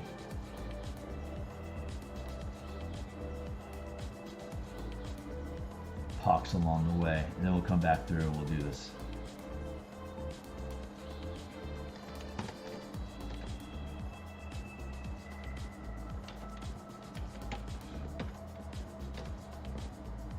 Here.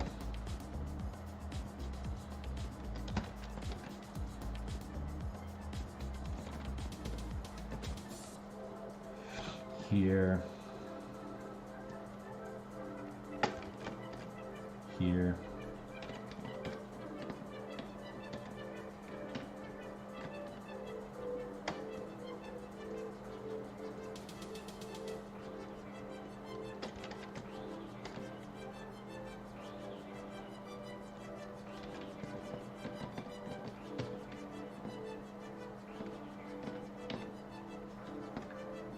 Here.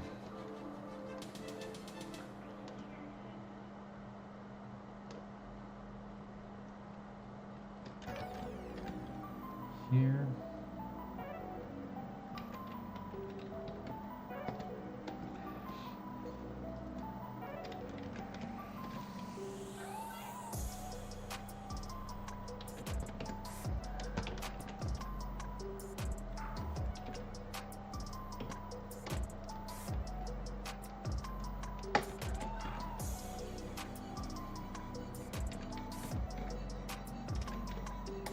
This is somewhat witch housey. I'm pretty pleased.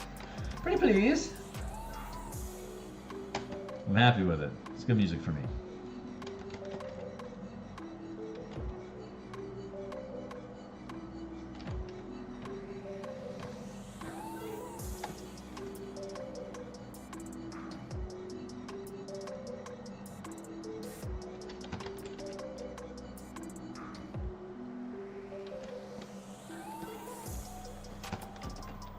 So just going through and just putting X's down. Put the target in the center of the circle, squeeze the trigger. Put the target in the center of the circle and squeeze the trigger.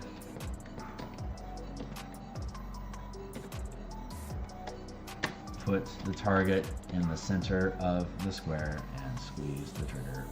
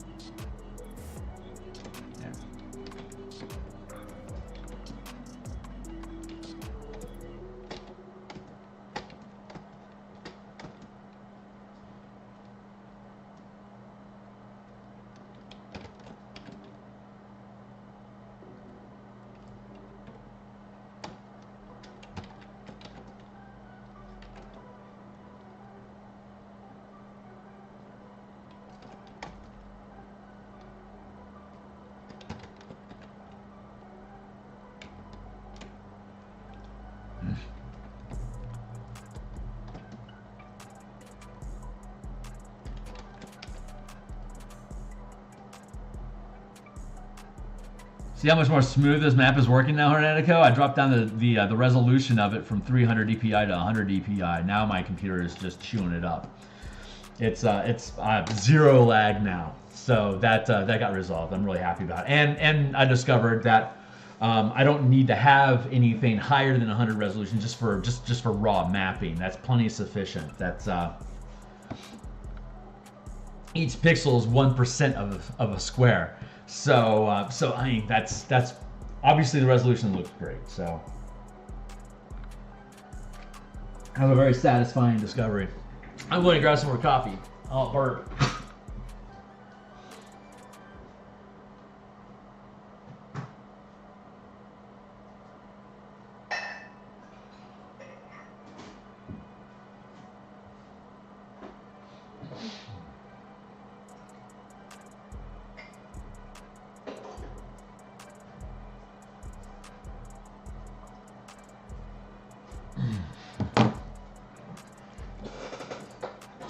I only have 3 collections. One is dice, because I play D&D. Of course I collect dice. Here, I'll show you some of them. I've got 100 dice of every color for Magic the Gathering. So I've got 500 6-sided dice that I got from Chessex. It cost me about $150 to get them all. But here, I'll show you if you haven't seen it before, because it's difficult to get my map to do what I want, or my camera to do what I want. But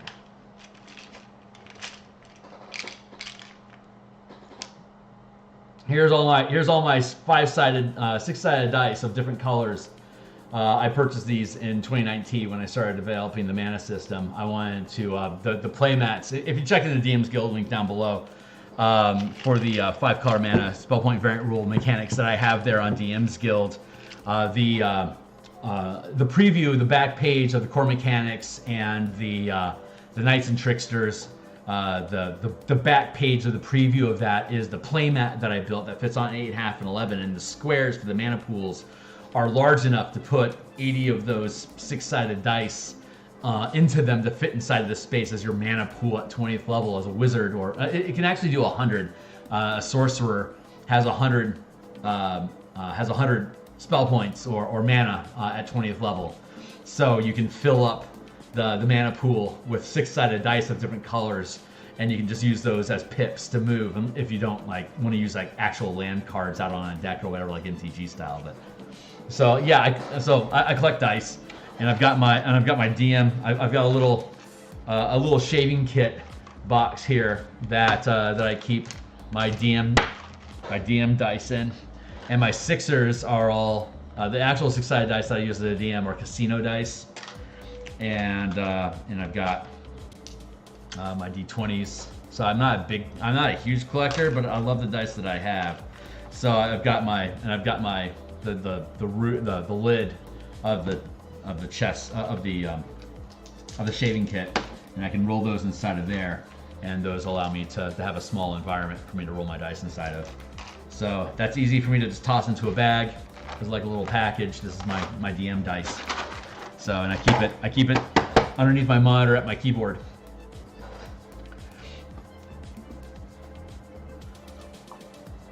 I have a condition called frostbite that I play with. I can't wait to freeze players in the water. Ah, that's grand.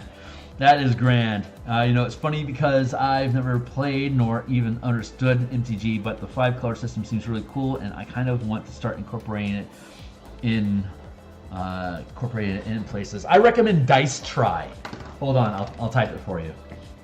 I think Dice Try. I think Dice Try has his @ up, but @ Dice Try is the best channel for MTG. There you go. If that's not up and running yet, but it should be. Here, I don't know. I don't think I can do YouTube raids or anything, but Dice Try. I painted this for him. So he promoted my color mana books, and I made this painting for him. I got 50 sales off of that, by the way. So that was totally. I ended up getting paid $500 for him promoting my video, because every time I sell a bundle, I get paid $10. So yeah, big shout out and thanks to Dice Try. But he is an extensive information about how to use color mana in D&D. Like it's exquisite. His shit is good. I highly recommend Dice Try. At Dice Try, you can follow on Twitter as well. But that guy is gold. I am a proud patron sponsor for his work, and cannot recommend him enough for integrating D&D MTG philosophy into your D&D game, like how to express character ideals and stuff like that using the 5-color pie, and then couple that with the 5-color mechanics that I have. You can like create a character like a paladin, like a red-white paladin character that's like white red is like a high level of righteousness, like white as an order and structure and what's the word I'm looking for? Not devotion, but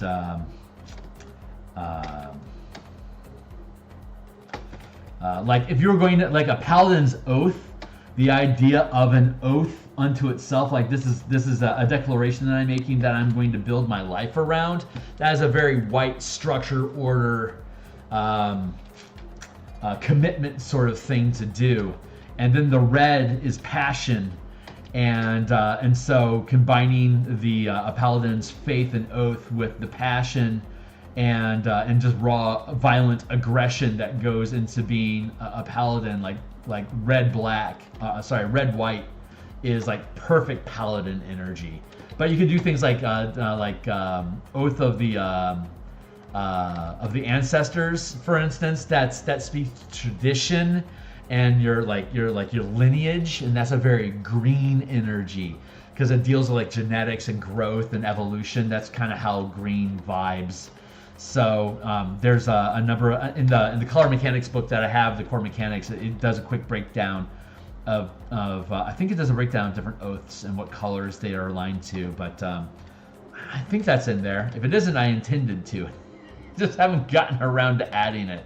But now that we're seeing that there's going to be significant structural changes to how 1D&D is panning out, I think I'm going to hold off on reformatting the color mana books that I have there on the DMsGuild until we see what 6e actually is.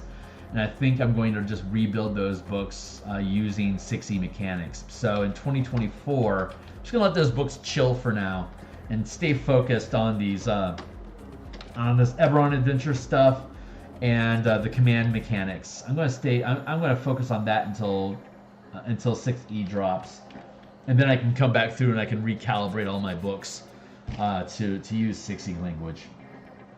That'll be worth it. I need to bind all these down here. Merge. There you go. So that's plenty of tiling, pockmarking that area there. And this is all corroding out here.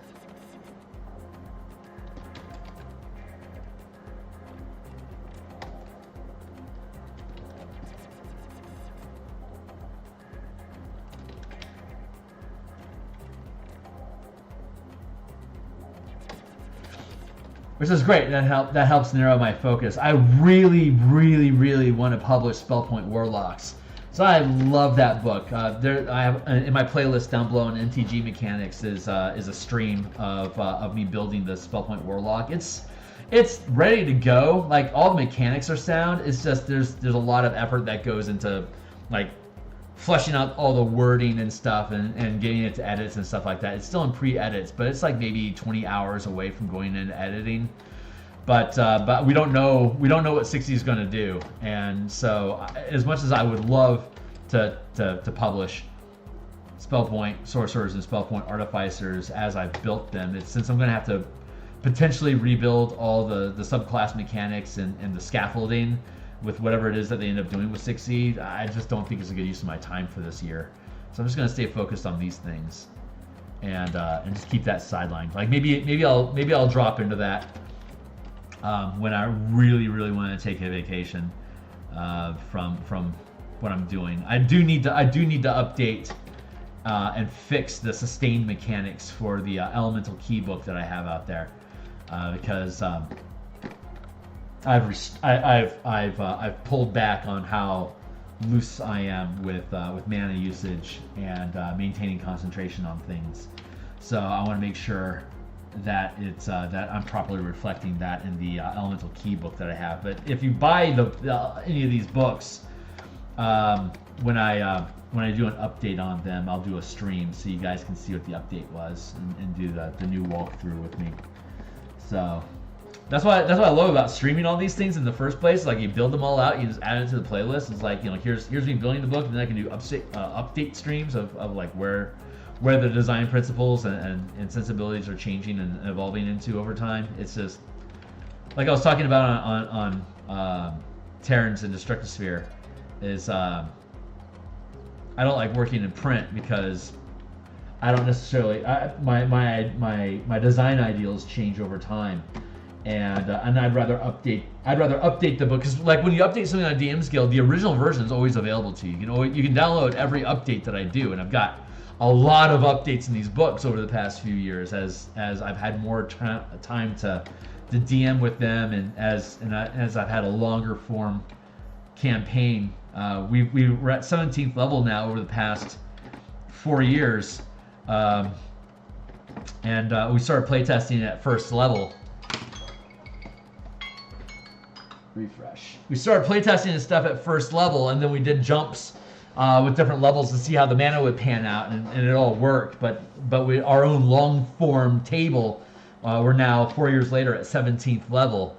And they're about to earn 17th level. They defeated a bunch of Illithids, and are rescuing a sage that has information about the time magic that the time loop that they're trapped inside of. The Groundhog Day campaign. The sage that they have, that they pulled the sage into the time loop with them. So because they only have 1 day before the Earth is destroyed, and then they automatically reset if they aren't killed by the challenges. So they only have that 1 day. So they found the sage that has access to shitloads of arcana information. But every time they approach her, she doesn't remember she doesn't remember that she's met them before, because they keep dropping back to the beginning of the day and redoing it again. And so she doesn't know who they are. So they're a high enough level now that they can pull her into the time stream, into the time loop with them. So they're basically trapping her in the Groundhog Day with us. It's like, get the research done, and we can all get out of this time loop. And when we do, we can stop the world from being destroyed. So that's that. They're like in the end game of, they know who all the different enemies are. They know where the apex is, but they don't know how to fix it yet.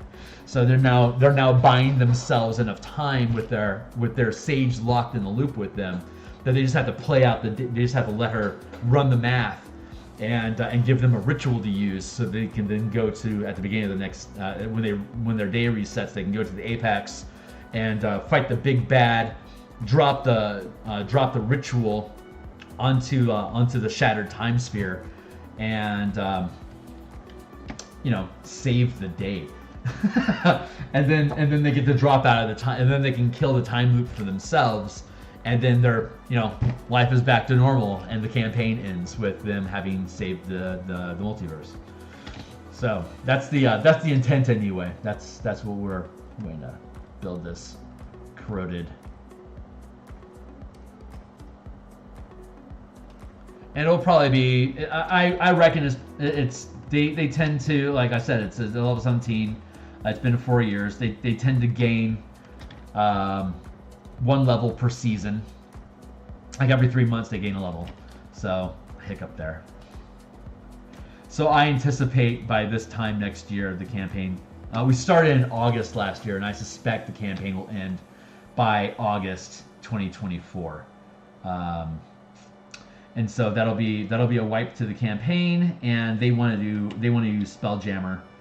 And that's we're going to do a Spelljammer asteroid mining dungeon delve campaign, where they have a number of mining ships that they can take up, and they can pull. It's going to be an Eberron again, so it'll be the Tears of Sybaris, which are like these giant 100-mile long, like 100-mile tall crystals that just hang in orbit around the planet.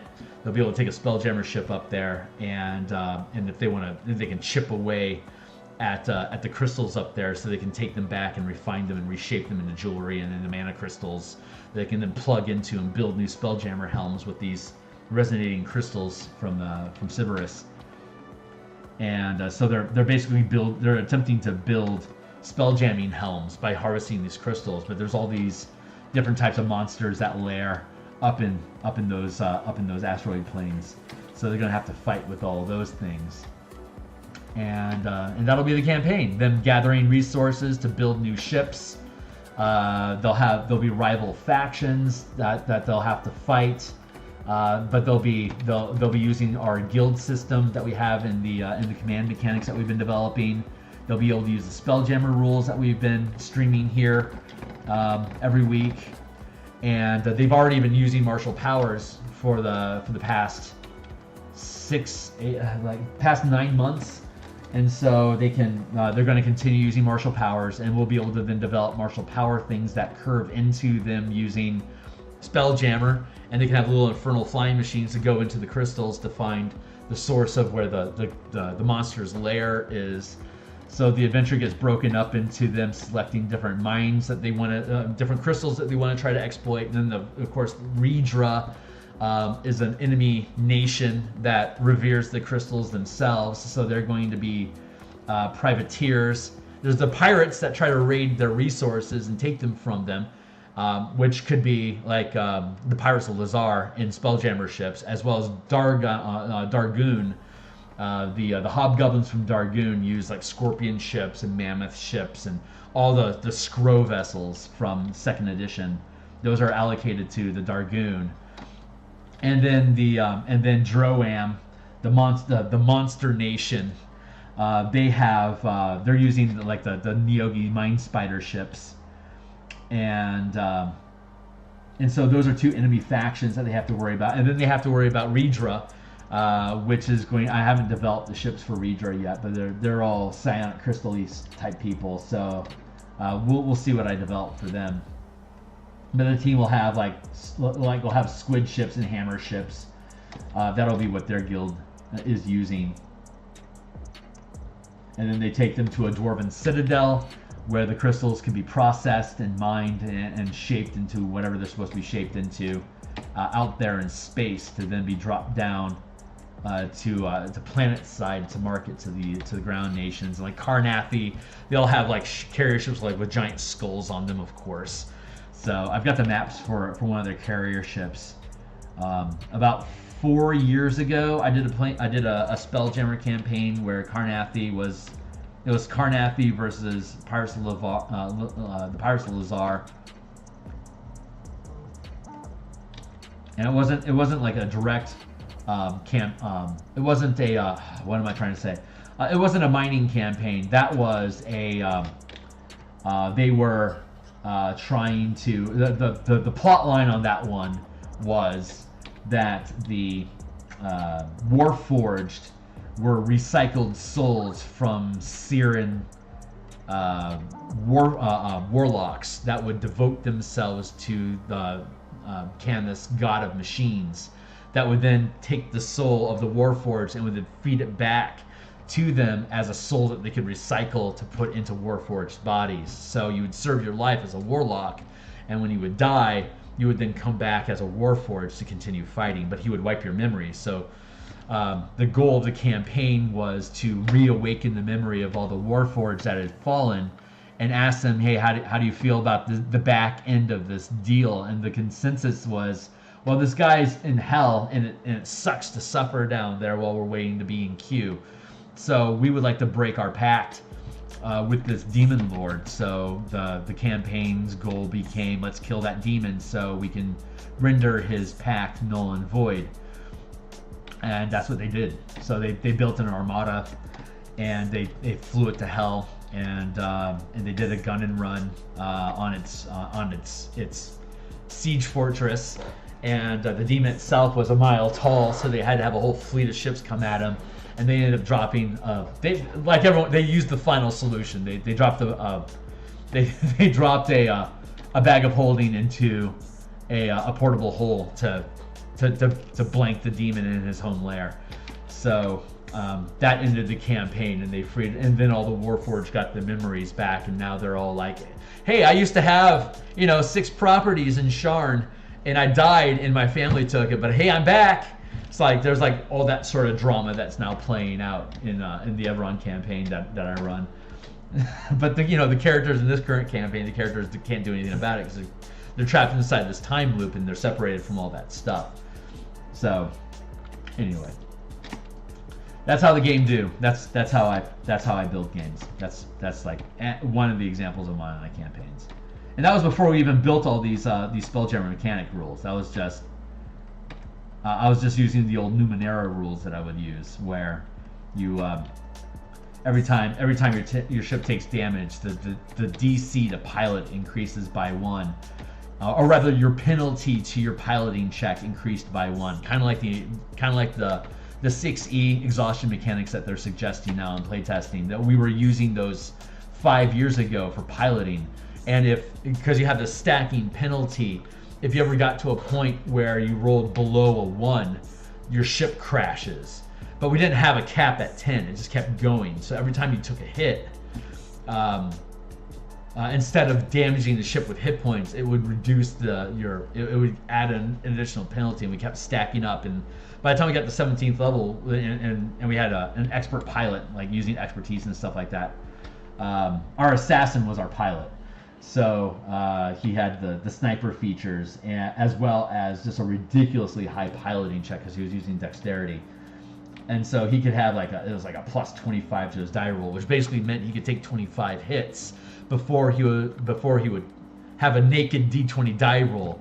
And so it was technically he could potentially wreck the ship, but until he accumulated a minus 26 penalty, it was impossible for him to roll below a 1. So at that point, once he takes 26 hits, he's at risk of wrecking, but he can still take more hits. So as the campaign went up, like a heavy Gatling turret would do like 3 hit would do a minus 3 penalty every time he got hit by one of those. But like all the little flyer flitter ships and fighter ships that were attacking them, they would only do one penalty per hit. So we didn't have to worry about hit points, and this was before we figured out scaling. So like we figured out map scaling, but we hadn't figured out the hit point mechanics. That's what this book was about, was figuring out the hit point mechanics, so that we can curve from 5 to 50 to 500 feet to a mile, etc., etc. But and we initially did that using Numenera, and Numenera is all about eliminating your penalties, so you don't have to worry about making a die roll at all.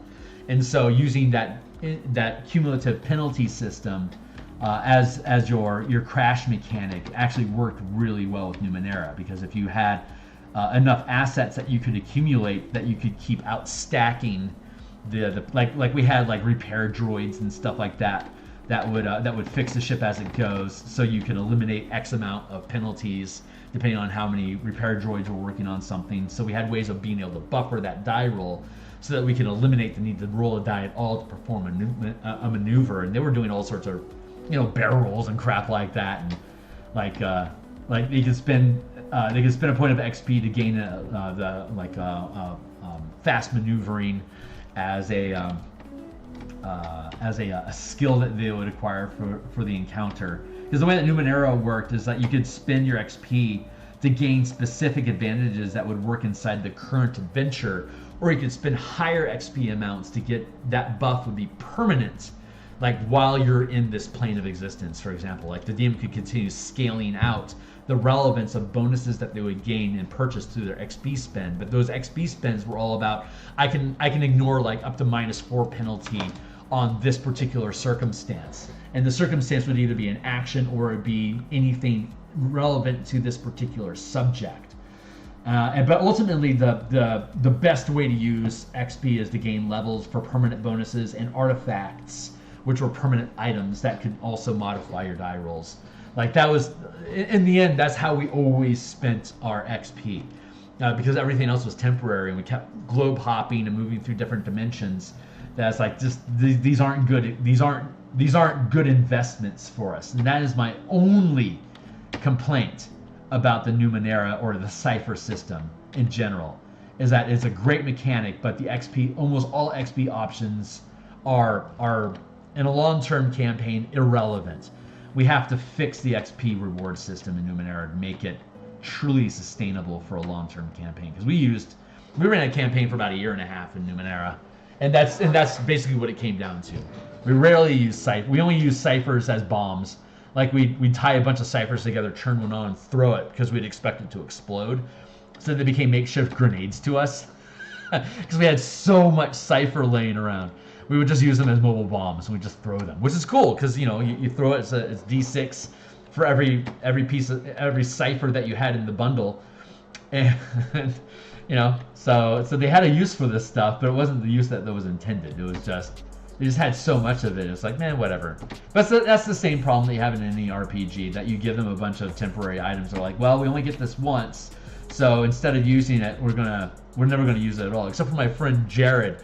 Jared was awesome. As soon as he got something, the first opportunity he had to use it, he would use it. He's like, anything you give me if it's temporary, I want to get out of my hands as fast as possible, because it's basically free spell points.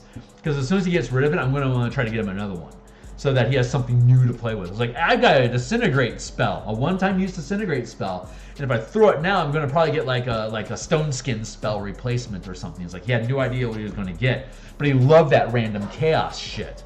So he was like, as soon as you give me something, I'm going to get rid of it, because I know you're just going to give me another one to reward me for using it. It's like very meta, but that's the whole point. So, many man can outsmart me, but I have yet to meet a man who can outsmart Bag of Holding Inception. For my adventure project, I'm having trouble pacing the adventure early on, so it's proving to be finicky. Yeah, absolutely. He is the most entertaining of MTG. Yeah. Dice Tribe, man. Sorry, I don't look at my map a lot. I ramble on and do my thing, and then I just check in occasionally. I'm not so good, but yeah, Dice Tribe, man. He is the poop. That's at 4. I want to drop that down to 3. There we go.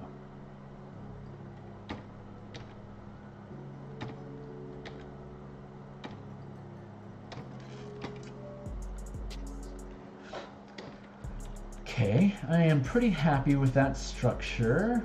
Get that moat sort of thing going on around here. I still need to resolve this corner, but I'm not going to do that yet.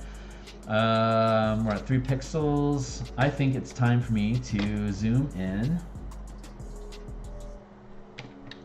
and do detail work.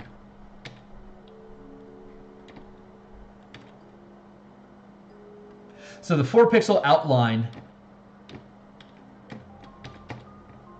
4 pixels. These structures, 4 pixel outline here.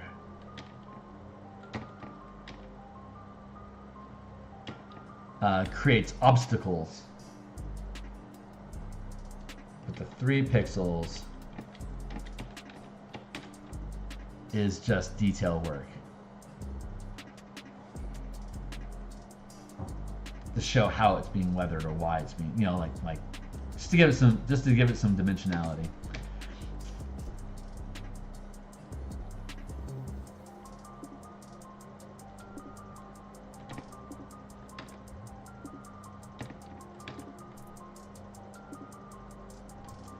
Kind of like I did with the asteroid field.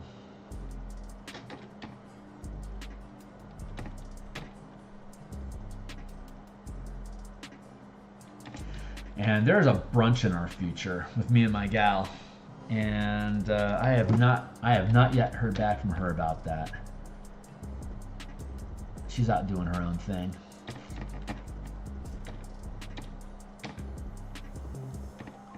But my spider senses are tingling, which tells me that she's thinking about me. So we've been together for 25 years. It was our silver anniversary this year. So we've been together for 25 years, and I've got a pretty good psychic connection with her at this point. So I can tell she's thinking about me. She's like, I know you're streaming today, so I will ping you in text. Find out what your plans are. And so if she gets the hunger bug, I am open to that sort of a conversation with her. I feel brunchy. Man, we had some kick-ass sushi last night. There is so, I gotta tell you, man, it sounds obvious, but for real, Seattle has so much good sushi. This place is the poop. I fell in love with sushi when I moved to Arizona. I hadn't had sushi before. I was 22 when I started having sushi, and I just immediately fell in love with it. And that was in Arizona. It was garbage. Like Arizona has like it's like turtles. that's like all you get.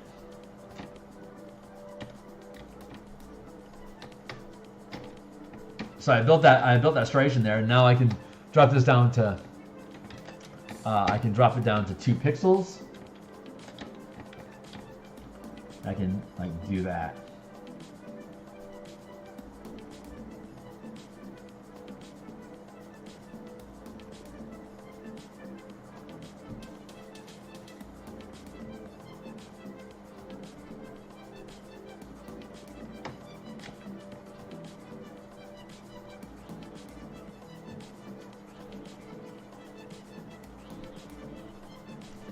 See?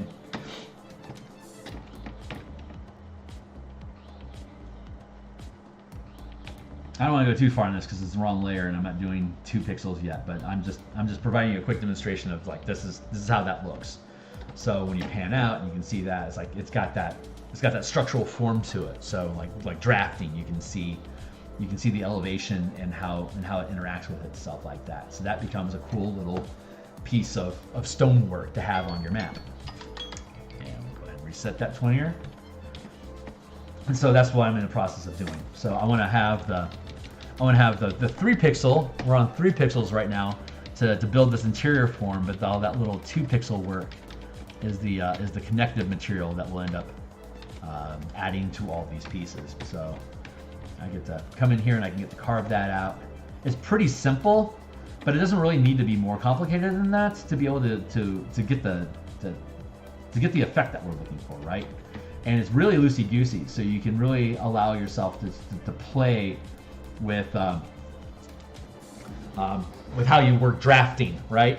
Like you can tell that like there's an incline thing happening here. Like when I do these connections, things like this, you can tell like that would end up being like this, as opposed to here where there is no separation. That would end up being like that. So you have like this is as a side view. This is the kind of effect that you end up having like that. For this piece here, that's how it translates into drafting. So fun stuff. If you have any experience with drafting, all this stuff is really intuitive. So my job is to make sure that the line expressions that I have in here are intuitive enough that people don't have a lot of drafting experience will kind of get what's going on here. So, and by changing the line weights on the interior space helps inform that this is more cosmetic than structural, like I was talking about before.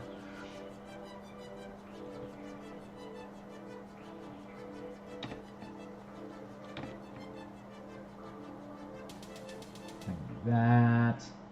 See, I can go along like that. And since the whole atmosphere has been corrosive over time, decades, centuries, this jaggedy stone effect is working, works in my favor. Excuse me. So I can do like that. I don't need to overdo it. I can just, I can hint at it some places, or I can go really, really into it in other places. But it's a consistent language that I can work across the entire map structure, and it's such a simple rule 432 that I can replicate that easily across multiple maps. So it creates a common language. And that 100 pixel square, it's a consistent structure that I don't know how many other people utilize that, but it's something I can easily make as a signature for my own cartography work to be able to have that sort of pacing. Since I only use Roll20, it makes sense that I would build something that's going to be able to communicate efficiently in that language. So defining my own style again. We're defining style by our brushes. And until you get good enough as an artist, you don't really have a style, so it doesn't really matter that much. But once you actually start figuring, like once you get good enough to start building solutions, like easily creating solutions for effects that you want, then that's when you're really defining your own style.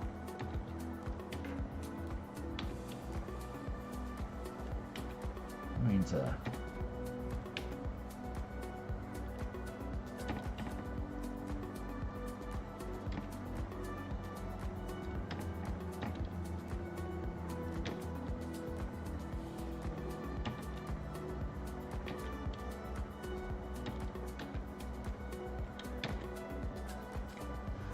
It's not like these are elevation topography maps or anything, so I can cheat. I can break my own rules by having like these like little insert lines to infer where there's changes in elevation, and then when I drop in the 2 pixel line detail work, it'll help further define how these things are corroding. But I do want to create some connections here and here. I'm gonna actually get rid of that, like that. There we go. See, that's sufficient. This one, did I get everything over on this border here? Checking. Okay. This is cobblestone that's falling apart.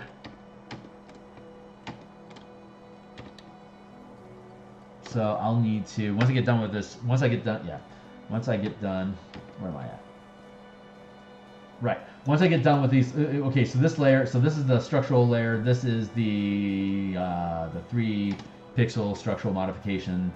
So I want to try to limit my work to just inside of these structure pieces, and then I can come back and I can integrate the 3 pixel structural stuff on the ground here separately. So back on point, just walking through the mechanics that I need to figure out. So there's that, and then I'll be able to get rid of this background thing altogether. So yeah, sweeping through, here we go.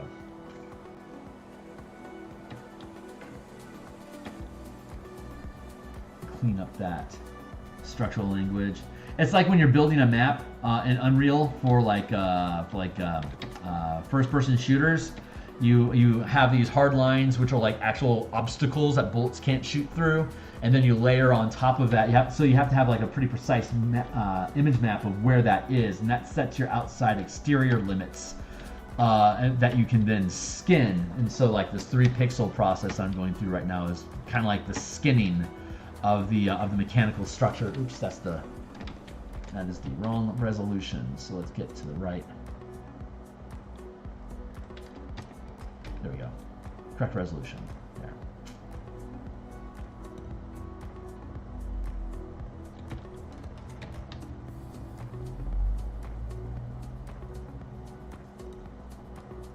Yeah, once you have the pacing down for an adventure, it makes it a lot easier for you to suss out what assets you actually need for that project to complete. So if you're still figuring out the order, Nerdico, of where the different encounters and challenges sit inside the narrative of the adventure that you're creating, you're not really at a point of being able to fully flesh out what those assets are. You don't want to dump a lot of detail into a map asset to only realize like a month from now, when you figure out the final details of how adventures are supposed to sort out, that there needs to be a change to your map to accommodate the new narrative that you've discovered over the course of that time of ideation. So you want to be careful about overcommitting yourself to any particular piece until you're absolutely solid on what it is, so you're not just wasting time building something you're going to have to end up destroying, you know? I mean, your mileage may vary, and you can tell me it's my life and do whatever you want, so I love you for that. But that's my thoughts about it anyway.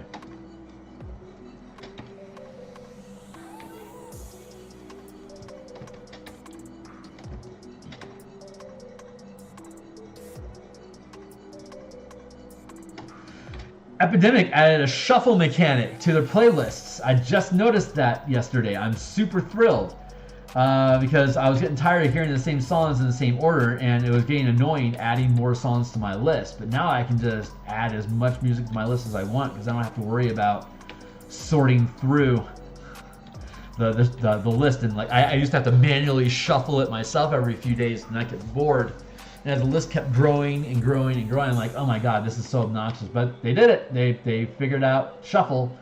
So that is absolutely awesome. I like Epidemic as a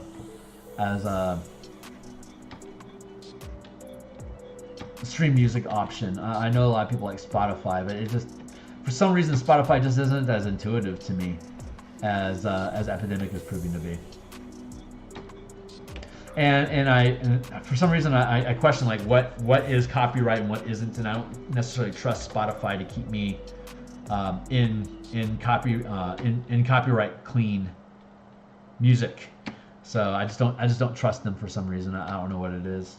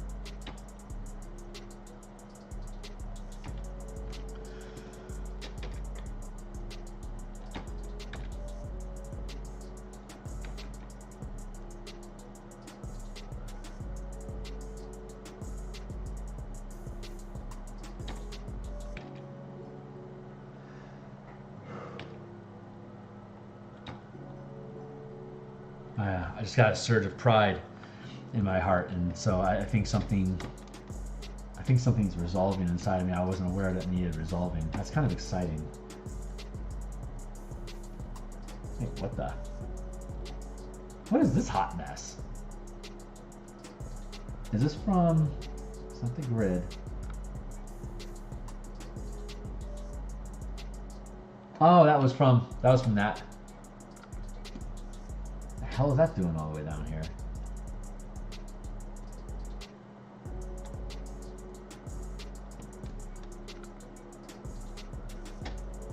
Hold on.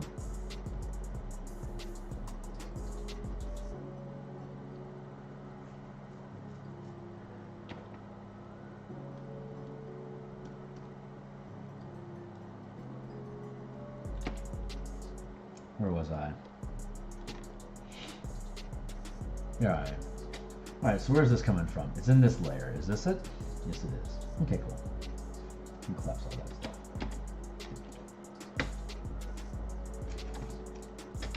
Alright, back on track.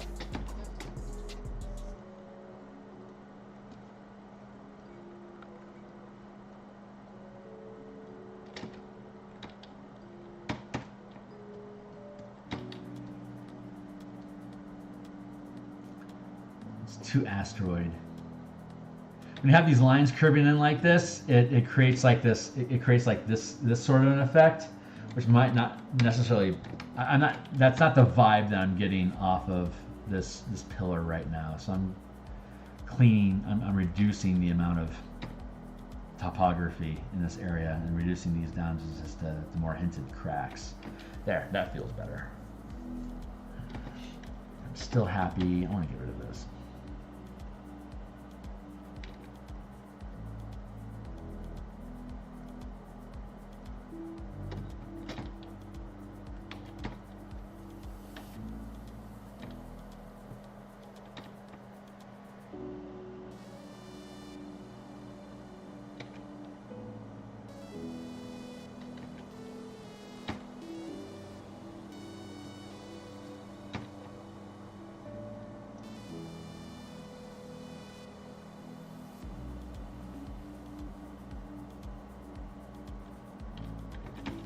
Limit this outer wall to this 4 pixel wall, limit that to the actual exterior.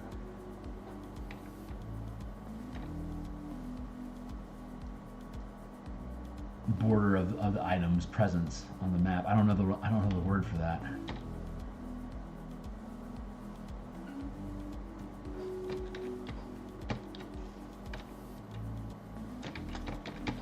There, 3 pixels.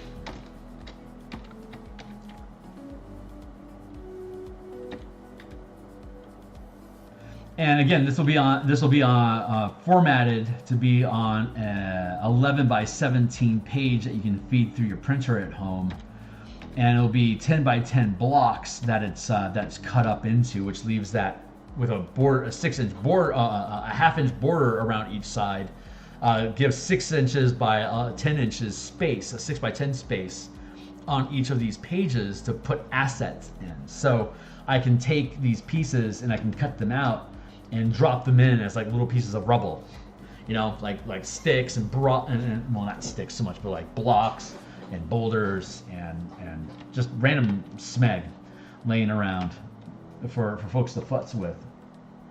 And then like tents and a cart.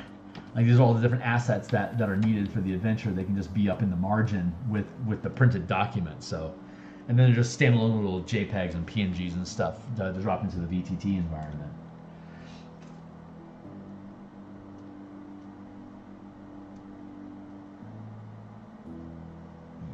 Yeah. So far so good. Still coming along.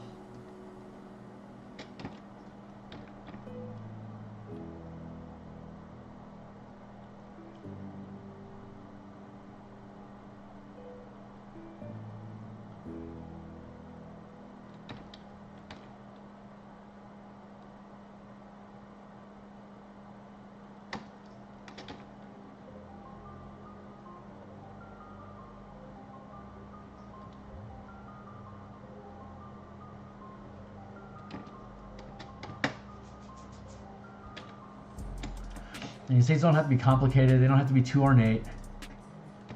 If you're inspired to, you can certainly dive into a particular piece of architecture, but having the different amounts of texture language that are inside of these things, like you can limit them. Like different pieces have different amounts of engagement with them. It's just an indication of how much one piece is eroding over the other. But the language is common here with the cobblestone on the ground to the pillars. It's united, so it all belongs together. So that's an important to have that consistent feel in your product from piece to piece. That's really just makes stuff look better, you know.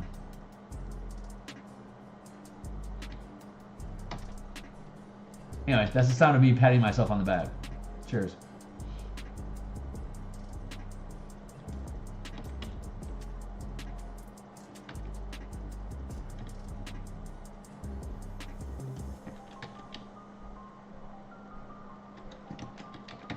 Drop that back down to 3.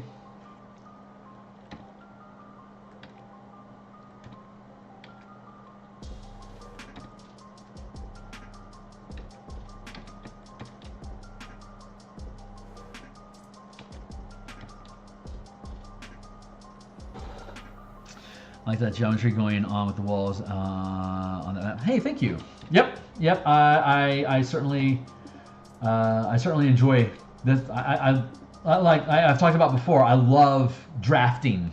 I never got into it because there was too much color coding, and at the time they didn't have any answers for me, so kind of walked away from it.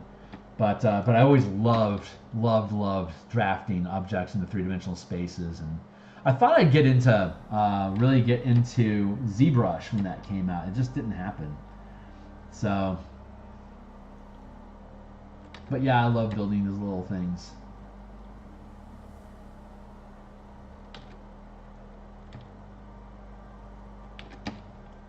There, back up to 3.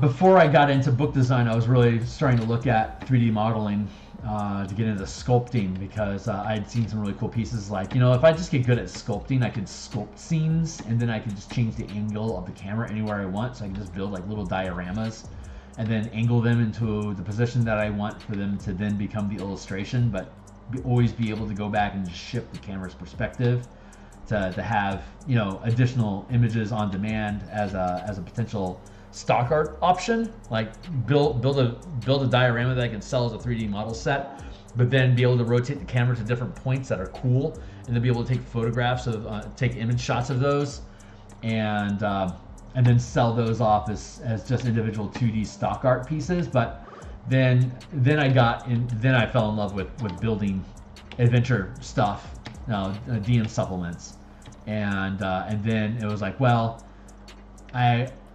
I love illustrating, but now that illustration is just a means to an end of being able to build a better product. So I don't even really think of myself so much as like I'm not really a freelance artist anymore. I'm a book developer that just happens to be really fucking good at artwork. So that ultimately I'm hoping that becomes an asset for the people that I've been partnering with, for them to tolerate all my bullshit and my shenanigans of potentially being difficult to work with. But it's like, well, you know, he is providing all his own artwork, which makes it a unique product, which, if it's a good product, means that it's going to be an excellent standout in the market. So that's kind of been my driving point, which is like looping back to that Kickstarter idea, is like me being able to launch a Kickstarter is like, you know, let's do artwork together and all that kind of stuff, like with the design work, and being able to hire on people and be able to prove the quality of work that I have. It's at some point it becomes less productive for being the only one that's doing these art assets and map assets and all the yada yada. But I don't have enough of a design library built up here with products for me to be able to say, hey, I'm hiring you to be my cartographer, and here's the kind of stuff that I'm looking to do, and here's the kind of thing I want to build. Between this Eberron adventure and the Light as Araxis conversion, I'll have enough variety of different types of mapping assets that I'll be able to fall back on those things as samples of intent, I guess, is for lack of a better word. To be able to say, hey, this is going to end up being like this, and here's 7 hours on stream of me making this asteroid belt encounter, so you have an idea of like where I'm planning on going with this and what you can do with it, and bloody blah, to get buy-in from potential collaborators and direct hires for, like, you know, future chaos crowdsourcing stuff. But that'll happen in time.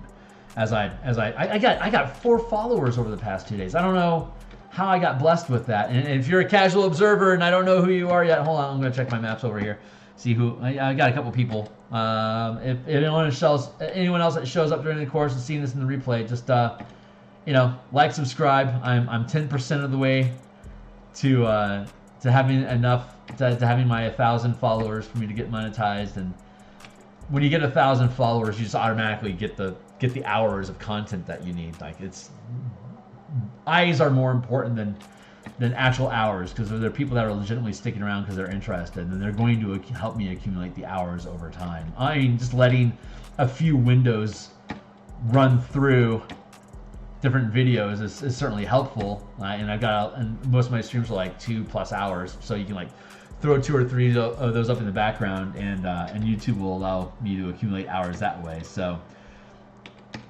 if your CPU is bored, throw on some of my videos to keep it churning out. Stay limber. But I'm excited. My God, this is sloppy.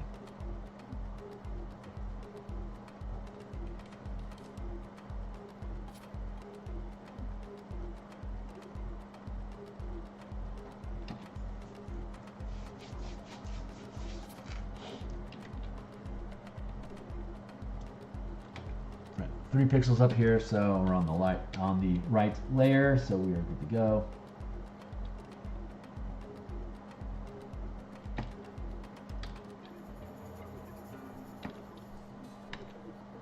I feel it's time for a cup of coffee.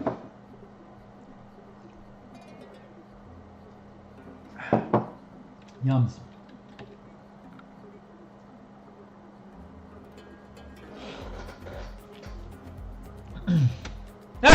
I know, right?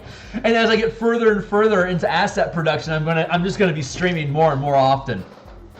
I didn't know how Twitch worked way back when I was building the color mana mechanics, but I was on every day. I was on in the morning before I had to catch the bus to go downtown, and then I'd come back from work. I'd jump back online, so I'd be logging 5 or 6 hours a day, doing artwork every day for that book until it was done. And I'm falling into that same.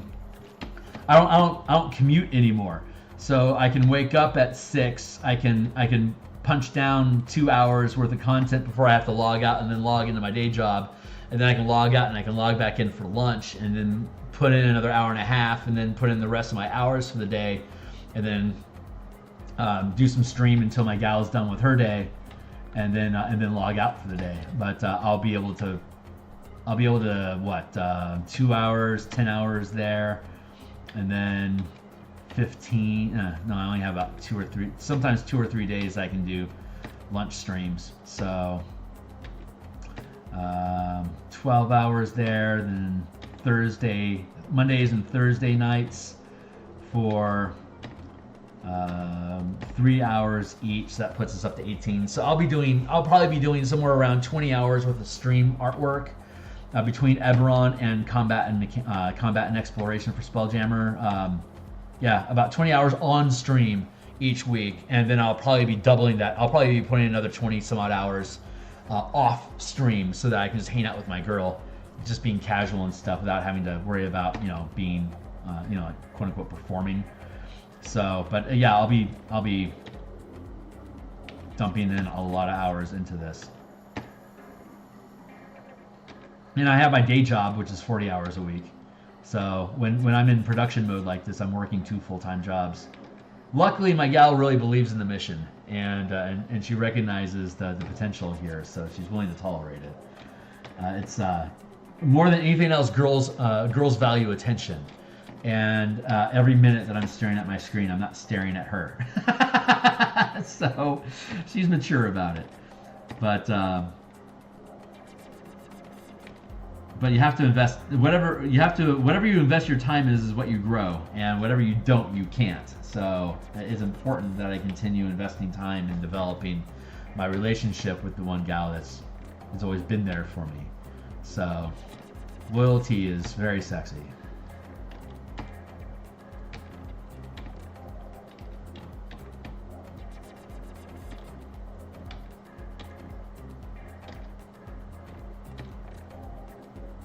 Especially in hookup cultures now. Dedication, devotion. Like a Bruce Springsteen song, man.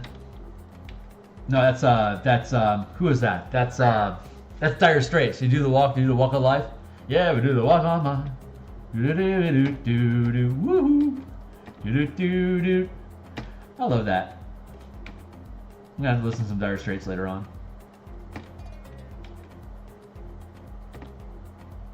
I'm spending way too much time on this corner. There. Perfect. Okay, that'll work. In a lifetime every day. Gotta go for a few. Oh, okay. Don't do anything profound. Sure.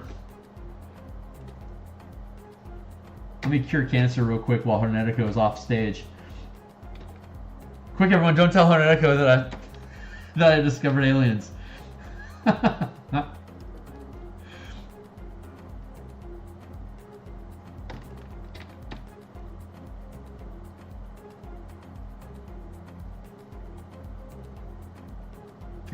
I'm getting excited. I'm getting very, very excited about both of these products.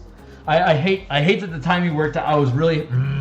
I've still got some mechanical revisions to make for the Spelljammer Combat and Exploration book, but that thing is getting close. This is already in edits, so the Eberron Adventure is further ahead than the Spelljammer product, which is great because Andy and I have been working on this thing for damn near a year now, And Stuart is doing some fantastic edits and reframing. So Stuart Bras is just excellent. I really love his insights and directions that he chooses to take stuff. It's just been really, really a pleasure to work with him. And hopefully this does well, so he's encouraged to work with me some more, because I would absolutely love that.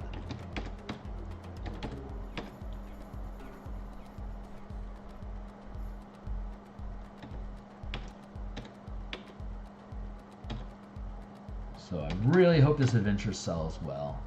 I mean, it's an adventure, that's always a risk, but it's Eberron specifically, which is hedging your bets. Adventures that go up on the DMs Guild for Eberron inevitably get to gold.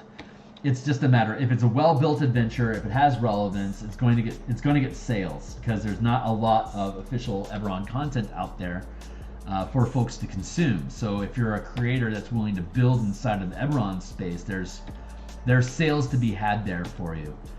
And Nathan Doyle, who's with Rose, one of our playtesters, he's got good feet in the Eberron space, and Stuart's got good presence in the Eberron space, and Andy's just got an audience. So there's a lot of support on our side to be able to have a successful launch of this thing, and hopefully that's all going to pan out, and folks will dig it. There we go.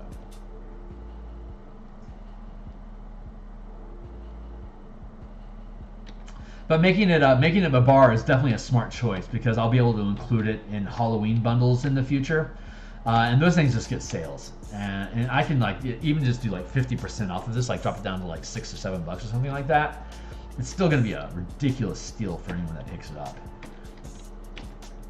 The cemetery alone is fantastic Halloween fodder.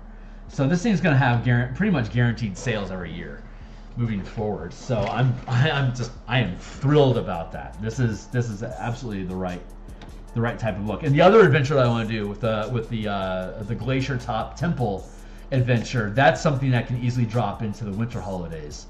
You're visiting family for the winter holidays, and this happens. That's one of the plot hooks. So lots of opportunities for these things. If you build things that are seasonal or around particular events that may be that have bundles built to them, if you're thinking about that becomes strong marketing for your product.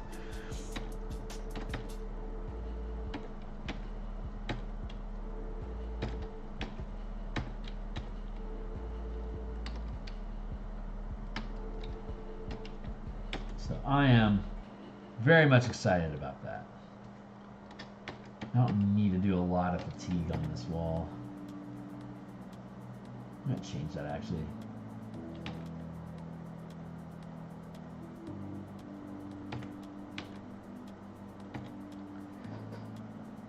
God, how long is this song? Jesus.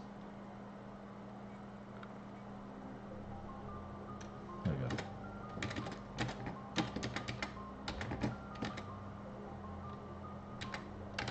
Here, and cool, picked up somebody. Hey, Phantom somebody who's hanging out in the wing.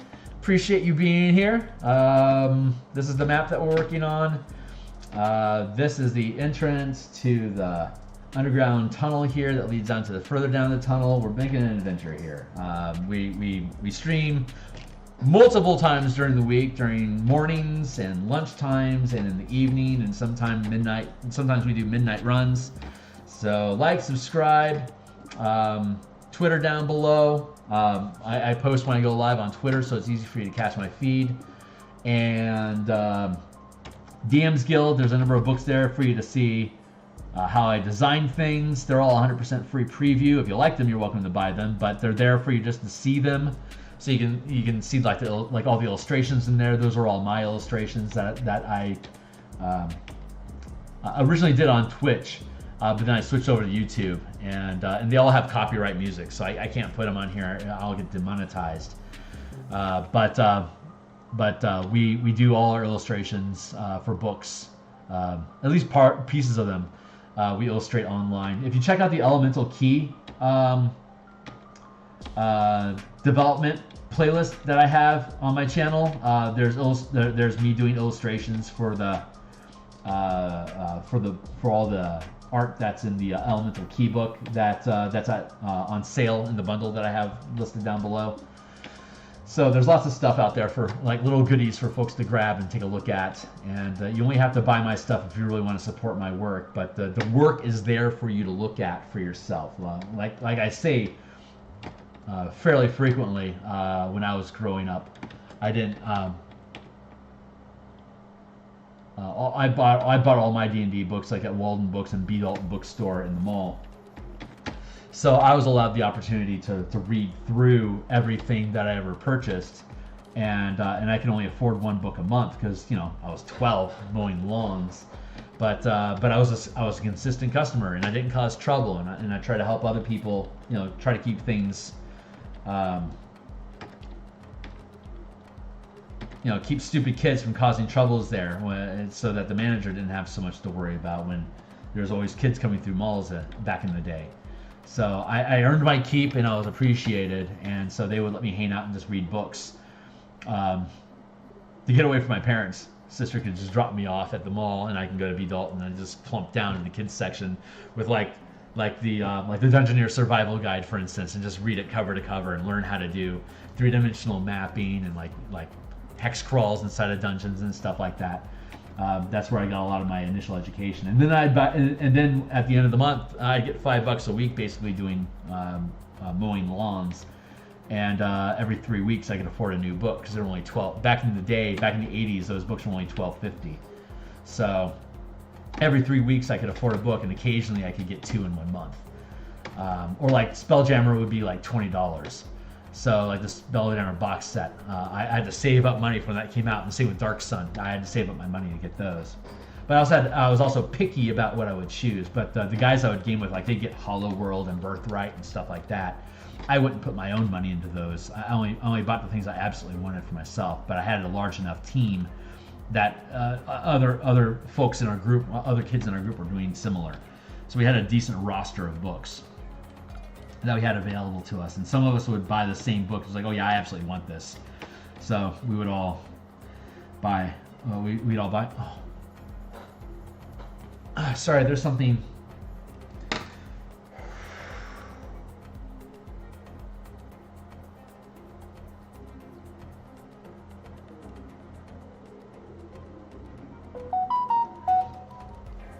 There it is. Did you see that? I had that sense, that flare that happened inside of me. I had to stop for a moment, and now my girl pinged. Hey! Yay!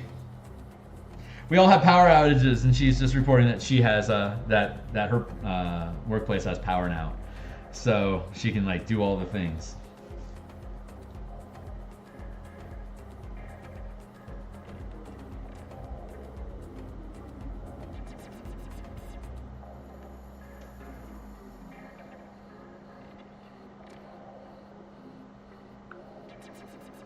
I'm taking a moment here to chat with my gal. Forgive me. I'm going to take this opportunity to refill my coffee mug, so I'm going to like be off screen here for a minute.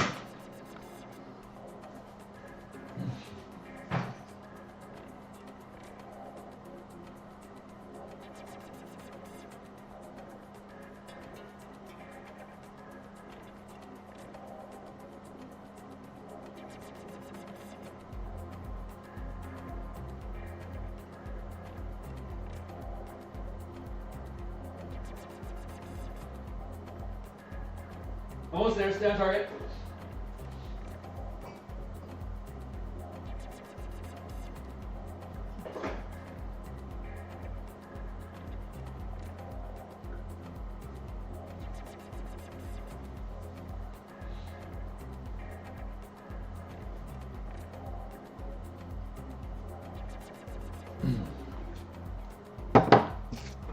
All right, I'm back.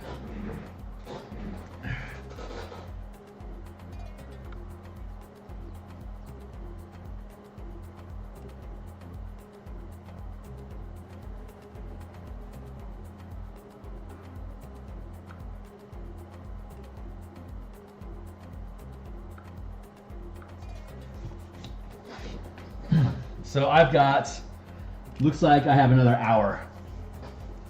So let's check my timer and see where I'm at. My alarm is going to pop in 1.5 minutes. So I've got 1 hour left for streaming before I take my work offline for the day. So let's see if we can finish the 3 pixel structural damage in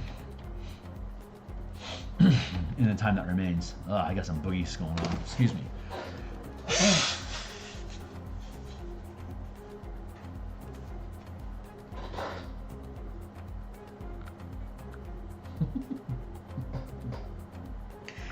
She's so cute.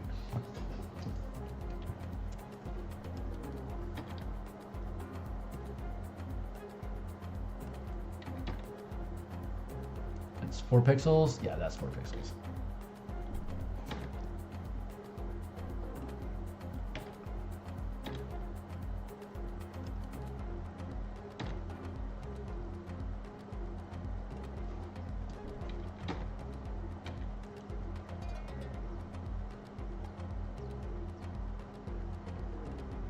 Yeah, I honestly don't know how, I don't, until I lay out the book, I don't really know what kind of illustration needs I have. I mean, there's going to be a lot of map stuff going on unto itself, which is good filler space, and I can build a bunch of charts out of like the different type of like encounter tables and search checks and stuff like that.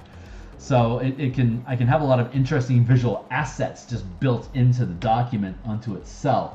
So I'm not sure. I know I'm going to want to have some key pieces that will have illustrations for like different types of rooms and stuff. Like there we go. Okay, we're officially on 1 hour left. So 1, 2, 3 alarms, and then I'll be done.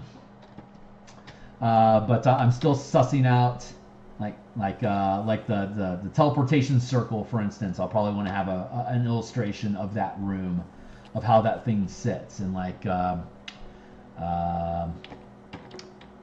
pixels good, and like the animated, like the safe, that's like the animated object safe that has the teleportation crystals inside of it, that's guarding them.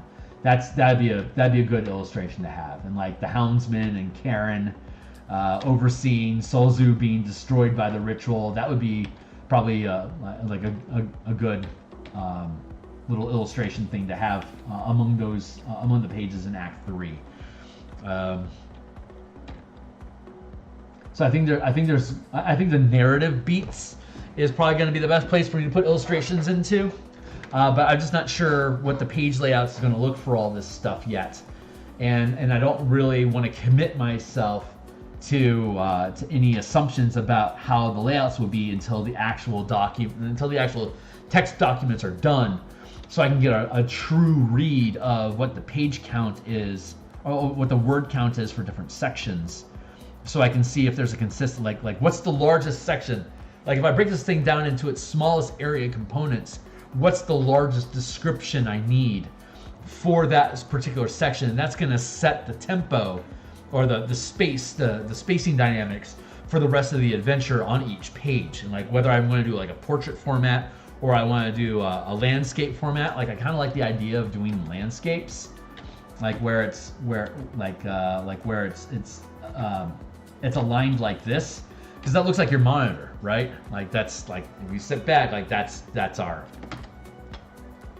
like this is our actual monitor area, and like you can easily allocate a block of this area to the adventure with the text for you to be able to look at, while you still have like your VTT stuff over here. Like if you look at like the playtest stuff that we have, I have like the VTT drop there, and then I get the Discord up in this corner here so I can see who's talking, and then I have this as space for like notes on my notepad about like initiative order and stuff like that. But I could easily have the map as that same size, like here, like when I'm doing VTT stuff. I take the page like this, and like I have my VTT over here, and like if this window frame is the actual Roll20 environment, this is how that would sit here, and then I have gap, and I could easily like have this as my VTT map, and then here, like all this space from here in the corner down to here, all the way over to the edge of my monitor screen over here, up to the corner here. So like this area would be the same area that would sit behind this window here. So I could easily do a landscape format where the page, like the map that we're looking at right now, that would sit in the middle of the page here, and then I could have like an arrow pointing here, and an arrow pointing here, and like an arrow pointing here, and an arrow pointing here, like to the 4 main areas. And then on the next page, we have a zoom in of this here becomes this map page here, and then we have this smaller map, like that would be like this specific spot here could be on this next page over. It has like the tunnel that goes down, and then I can have like a little spot here that's like point to here, and this points to here, and this points to here. Like we can build the map progressively like that. And then on this map, like you click this and that takes you to this page here. But like if you click this one, that takes you to this next page here. So we can just seek 1, 2, 3, 4, and each page is like click map 1, click map 2, click map 3, click map 4. It takes you to different pieces of the map, hypertext throughout the PDF document.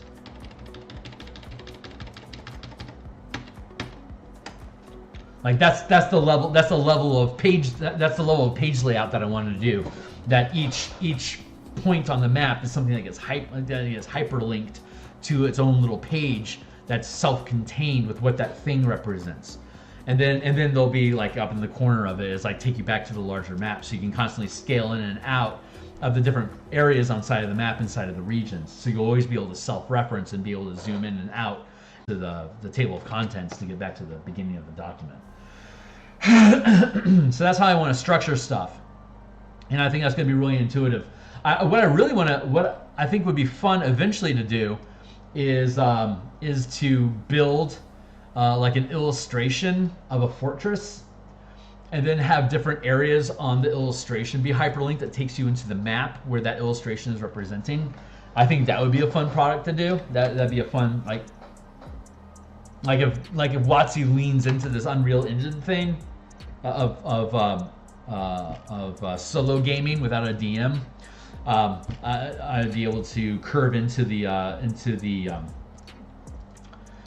solo adventuring handbook that's on the DMsGuild, potentially work in with them and do map supplements and be able to build stuff off of that as a potential long-term plan to further integrate with whatever it is that they decide to do with 1E, if they do decide to get Unreal with it, as it were. So.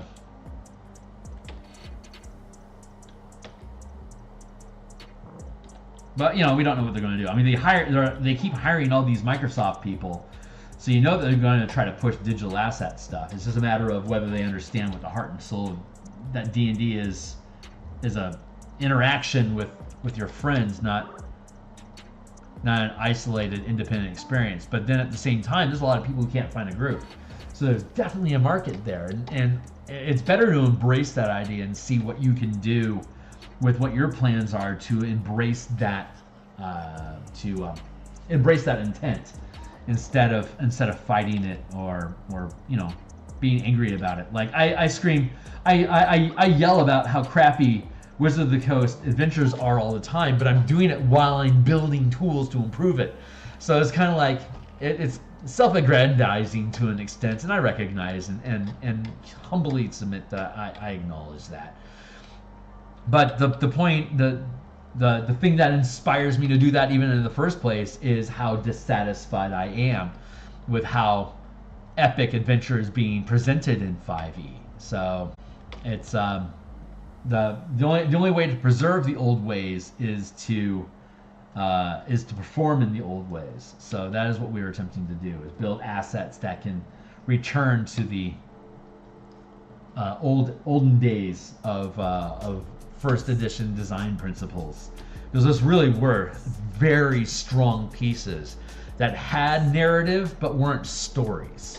They were very much environments that needed to be explored, and the story of that space was revealed through exploration, much less so. Like there's a very exposition format to 5e adventures currently that is kind of selling short what role-playing games can be, but that exponential block formatting of feeding information is very much an Unreal, like a Gloomhaven online sort of game experience that I've been saying that I've, I'll eat crow on if it never comes to be, but I strongly suspect that is a path they are attempting to take because it's so monetizable of doing it. So anyway, Bob's your uncle.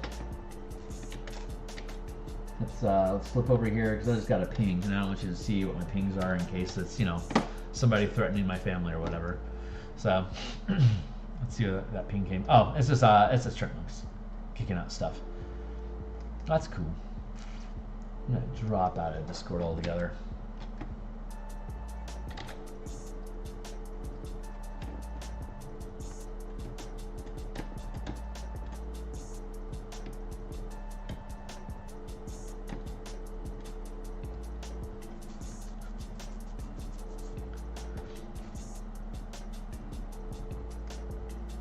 Sorry, I'm doing back-end analytics stuff for the moment.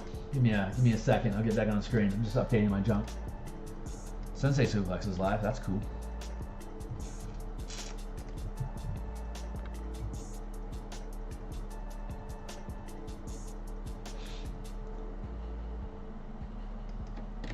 Everything's fine. All right, let's get back. Let's get back to it.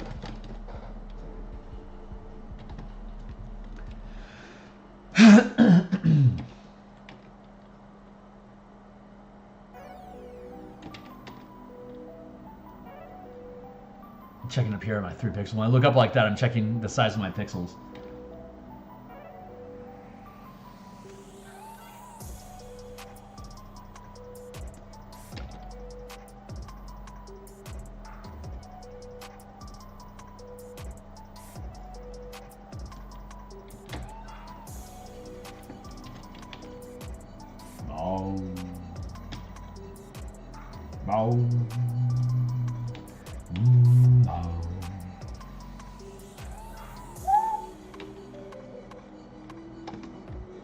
Yep, don't have to do a lot. Some of these things just they just look fine. This one has a need for a lot of fatigue.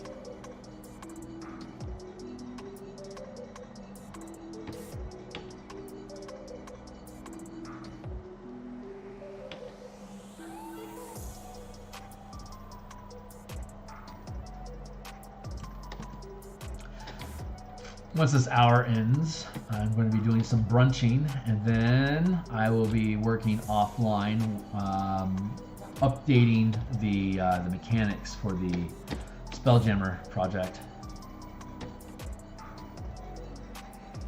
so that ukulele station next week about those changes to make sure that they're folding into the project as a whole more properly.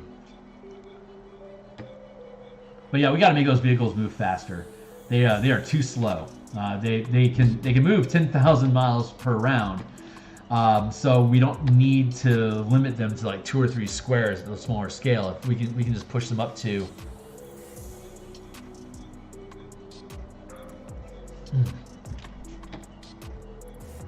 We can push them up to 6 square movement, so that it just feels the same as characters moving around on a map as though we're a normal dungeon. There's no reason to restrict that. The speed and the scaling, honestly, is completely arbitrary. No reason. Oops, I'm using the wrong layer here. I'm getting carried away thinking about scaling mechanics. Let me fix your face, son. There we go. Back to 3. All right, back on course. Yeah, so we can afford to make those things move faster, which is ultimately just going to let you guys close distance faster. Which is going to, I suspect, shorten combat by 1 or even 2 rounds, because you'll be able to get into space quicker. So these 6, 7, 8 round combats will drop down to 4, 5, or 6 round combats, which is really in curve with where Wizards of the Coast thinks that combat is supposed to be at, and I'm very, very happy about that. So we're going to make changes to that scale. The next Spelljammer playtest is going to be the Omama map, hunting the space shark. That and then the other playtest that we'll have coming up is the Nautiloid Derelict as a trap for a Neogi Death Spider to attack your ship. So that's going to be the next playtest. That's chapter 3 and 4, I think. Chapter 3 and 4 of the Light of Xeraxis adventure. That's the next after we finish the asteroid belt map that we've been working on. Then we'll be working on the Nautiloid ambush encounter map, and when those are both done, then we'll build that into our next playtest. So that'll probably be I reckon that'll be at the end of the month, maybe beginning of December. I'm going to be doing some traveling in the beginning of December, so probably mid-December. But that's not going to prevent us from moving forward with the product, because there's 60 pages of mechanics that need to be sorted out. But while that's being sorted out, we can continue building assets for the back 20 pages of Light of Xeraxis. So what I need to do is finish locking down the actual mechanics of the book in the first 60 pages and mentally separate that from the back 20 pages, which is where Light of Xeraxis is at. Because mechanics aren't going to change. It's just how are those mechanics being used in the adventure. That's the next step after we update the document. And so that's something that we can suss out on the back end while Adam is editing the first part of the book. And if we really had to, we could make Light of Xeraxis a completely separate document. That could be a coupon for buying the Spelljammer Combat and Exploration. That might actually be a better idea. And so we could then build a separate cover for that completely and have those two things bundled together, like a $15 price point for the Spelljammer mechanics by themselves, and then like a $4 price point for the Light of even an $8 or $9 price point for the Light of Xeraxis conversion, but then bundle them both together for $15. So if you buy them as a bundle, you get the book and the mechanics and the adventure conversion for the same price as getting the book mechanics. It's not a bad solution. So I may end up restructuring it that way, but that doesn't have anything to do with the work that Adam and Ukulele Bard are doing with me and writing and cleaning up. If anything, it just makes it easier to break those things apart.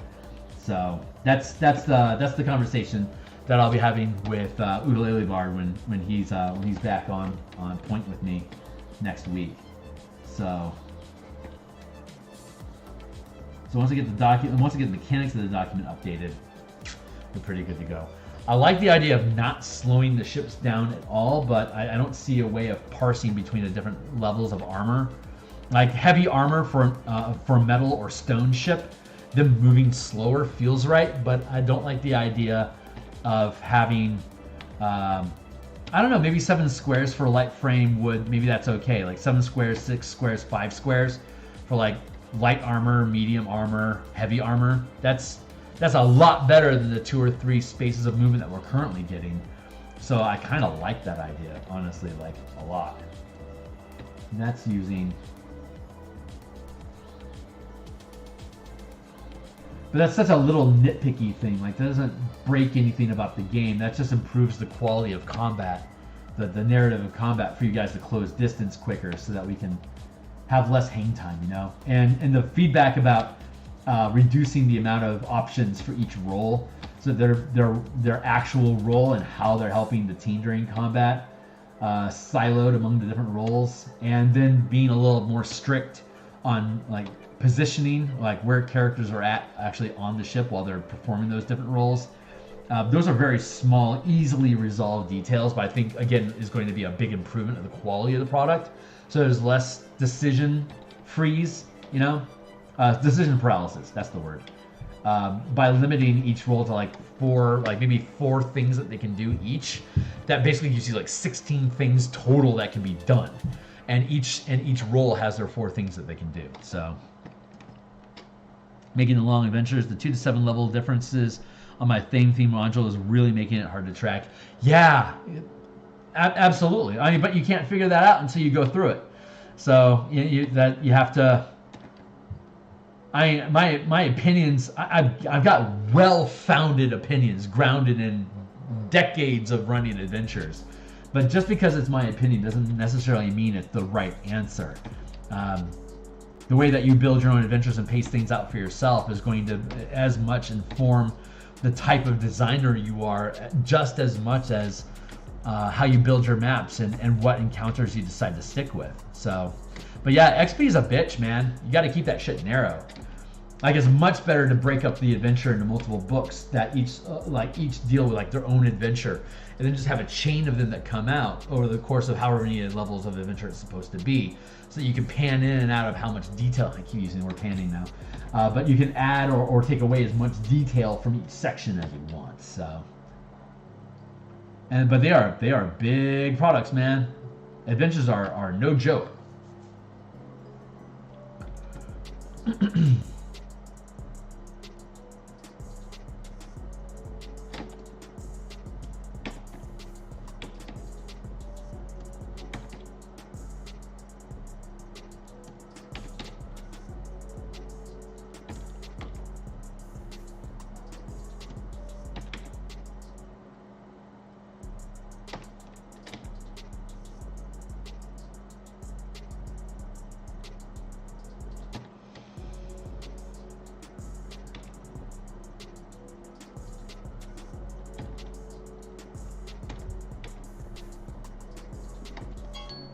Hey, I think we got what, 20 minutes left? Yep, 20 minutes left, and then we'll be done for the day. So, and it looks like we're hitting our goal of getting the structure stuff done for the fortress stone remnant structures. So that's all coming through as expected. So I'm glad I'm still properly pacing out the time it takes for me to build these things. And the answer is it takes a lot of time. It takes a lot of time. But it's all, I mean, we're just building an audience, we're having fun, and there's technically no deadline on these things, like, at all. So, like, literally whenever it gets done, and that's fine. Nobody's mortgage is really hanging in the balance here, so the pressure that I feel is just simply respecting the time that my team is investing in getting the project done at all, and that's just want to respect that. They're investing their time and effort into me, and I want to make sure that I have a product that we're able to come to market with within a reasonable time frame, so that I can, maintain a decent reputation as somebody that's worth working with. I know that I've had so many delays and pushbacks and stuff this year with everything. I really am concerned that my integrity is taking a hit. But so far, everyone seems.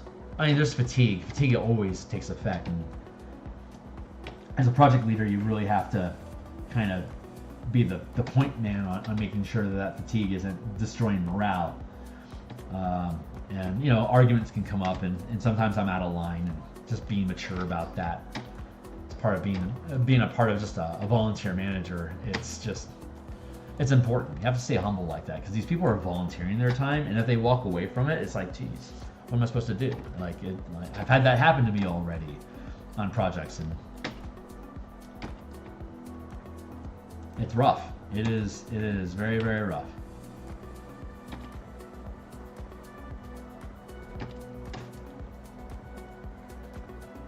But yeah, these so this stonework is the 3-point stone structure changes are done, and I am now going into the cobblestone and groundwork around the area to build that language out. So on to the next part, and I've still got about 15 minutes.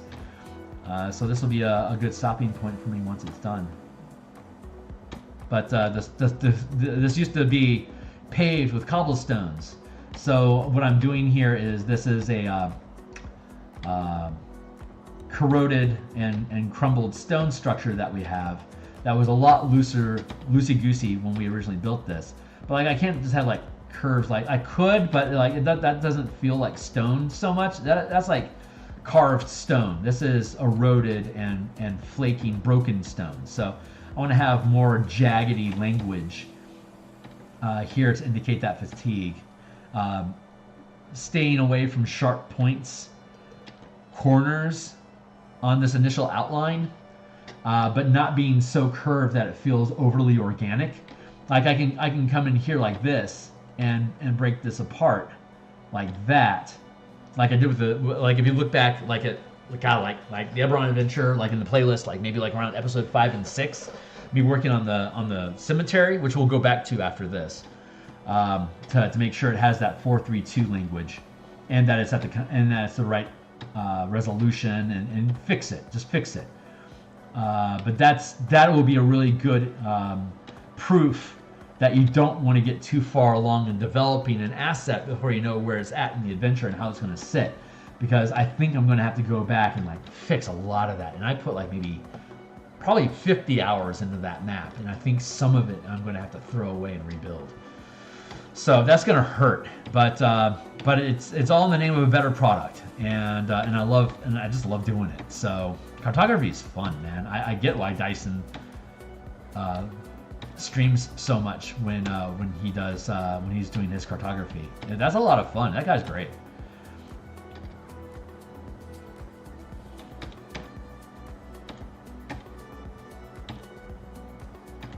Like that's too curvy, so I need to have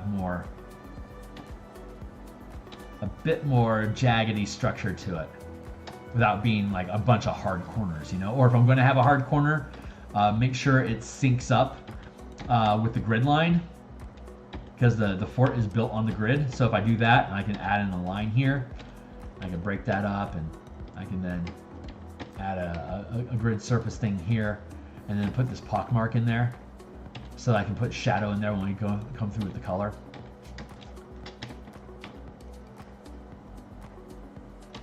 Like that.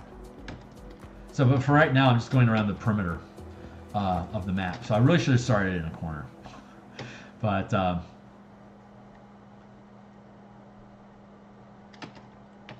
don't even remember where I just grabbed a random location. That is not the right way to do this. I'm going to go back over here. I'm going to start at this specific corner right here, and I'm going to work my way to the left.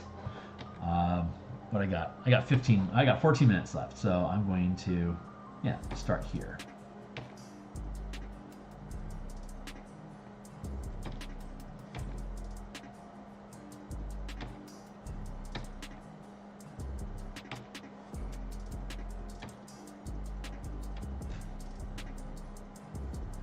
And so we can have a change of color on the color version. We can have a change of color on this open ground to be like different from this walkway where the stonework is, and then I can have the color for the wall for the general ground poking through at different points. Like over here, that general ground color will be along the edge here, but the edge of this, like that's meeting this stone structure here.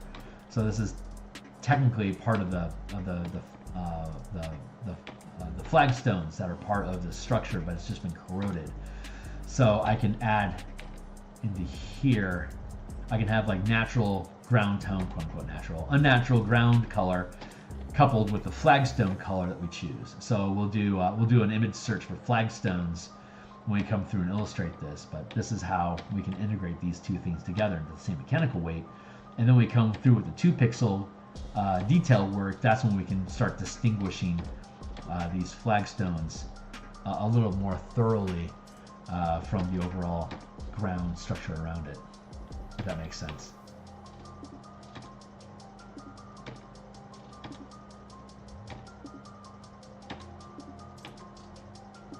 So like if we mix the language of this between like this conforming to the grid lines plus the organic, like this will, and then if I color this in, this will read as a deteriorated stone. If it's a different color than we have over here, you'll be able to see that transition from one into the other.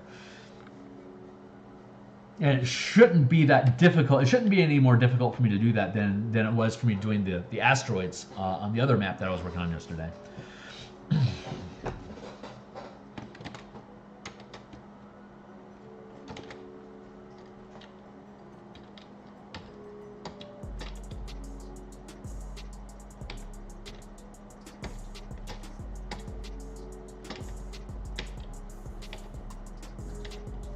But that's right. I was supposed to be over here in this corner, so I'm trying to work on that space. So we're gonna go here. We're gonna go with that flagstone idea.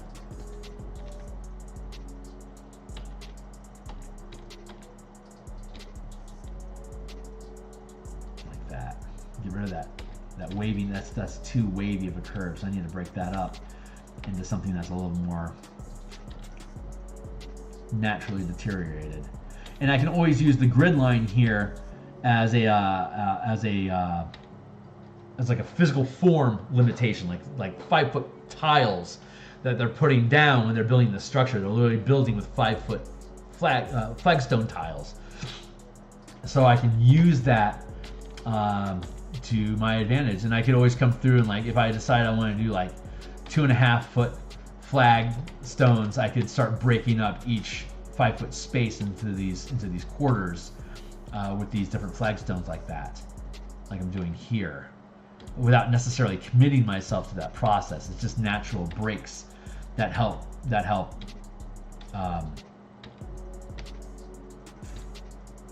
further add a little additional granular scaling to the project overall. Words are difficult right now.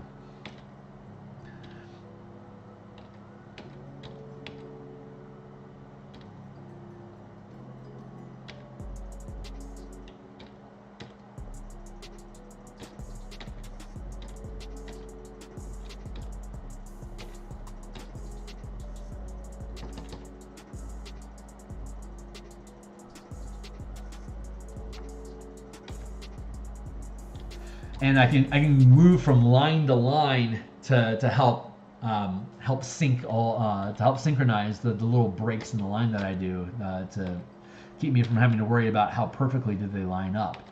If I'm just moving, like, that's good enough, you know, because I can just put another natural break in here and it just becomes more narrative textured. And then I get to this map and then I stop, and then I can go to the, oh, I just locked up my computer, so I'm gonna hit save.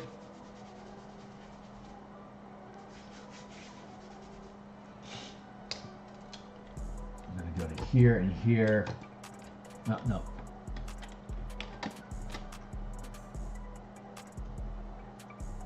There, and then I'll get to reopen it.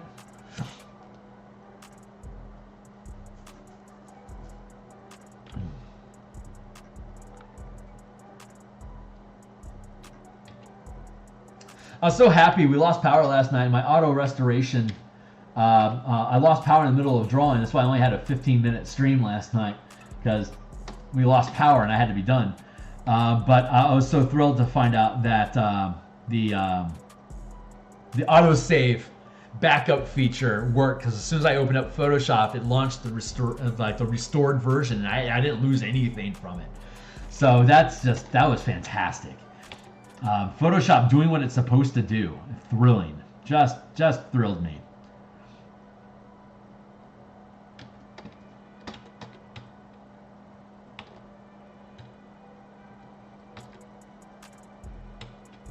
All hail massive scratch discs. I've got a gigabyte dedicated to just scratch drive, and I have about 12 RAM dedicated to running Photoshop. I've got 16 RAM, which isn't huge, but is it 16? I think so. Yeah. Anyway, I got RAM for days, and it's plenty sufficient for me to be able to run a good scale illustration here in Photoshop while streaming, assuming that I'm keeping my file sizes reasonable. Like this one is now, what size is this? Hold on, let's open up this image. Yeah, this is a 6,000 by 6,000. Resolution is 100, so it's 60 squares. Each is supposed to be an inch on the map. and each square fits into the squares on the on Roll20 or VTTs. But it was 16,000 when we last attempted to do this, and it was choking to death, and I was getting pissed off. Just dropping it down to that resolution is all my computer needed to be able to stay fluid in running and having YouTube running in the background, having the OBS running, and for me to be able to map all at the same time. That's just I have plenty of firepower available to me now, so that's pretty cool. Let's see. I am almost done. So we're at 6 minutes left. So I'm just trying to get this language to get this map space to work.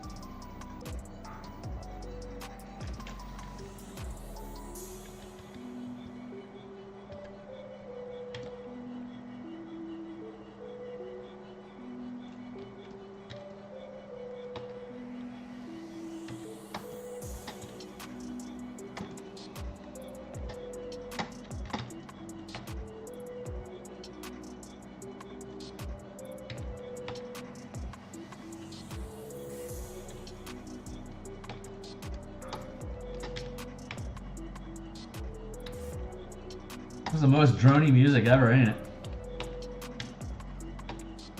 Kind of like it.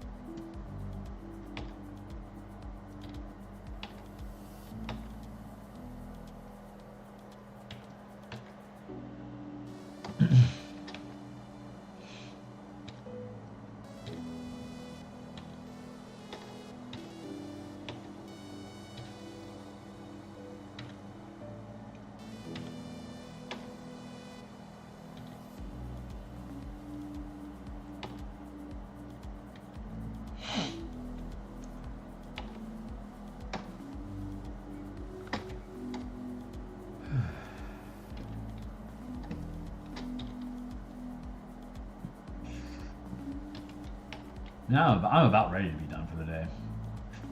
I'm glad stream is cutting when it is. Gal again is winning favors from me, as helping make sure I don't burn myself out too much. So I'm going to be done here in about 3 minutes for the day.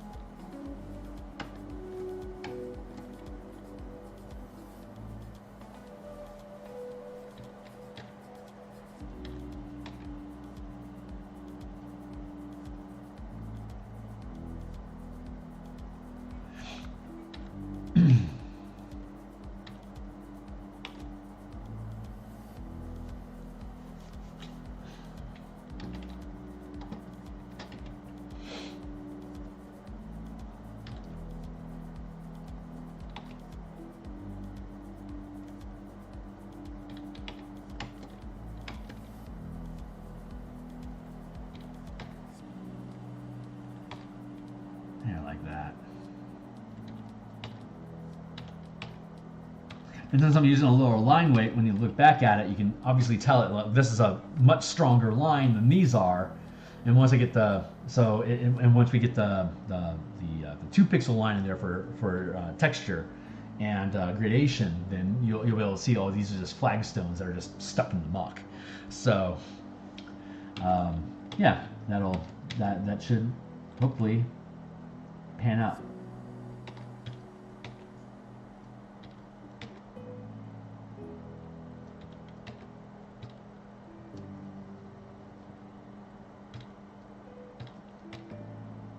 Yeah, I want to get rid of these sharp points unless they're at a grid line intersection.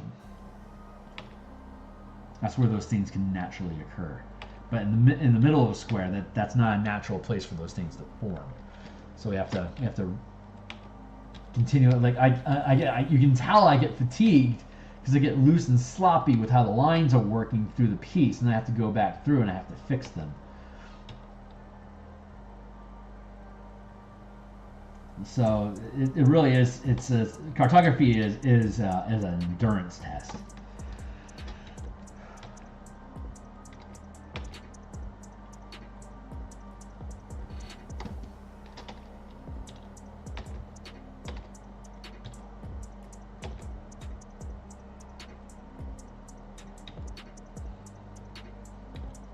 Like those furry little feet, those don't belong on these maps.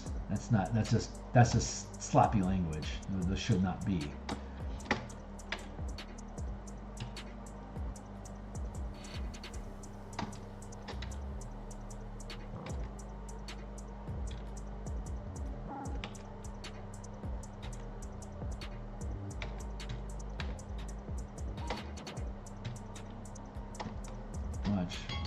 There we go. All right.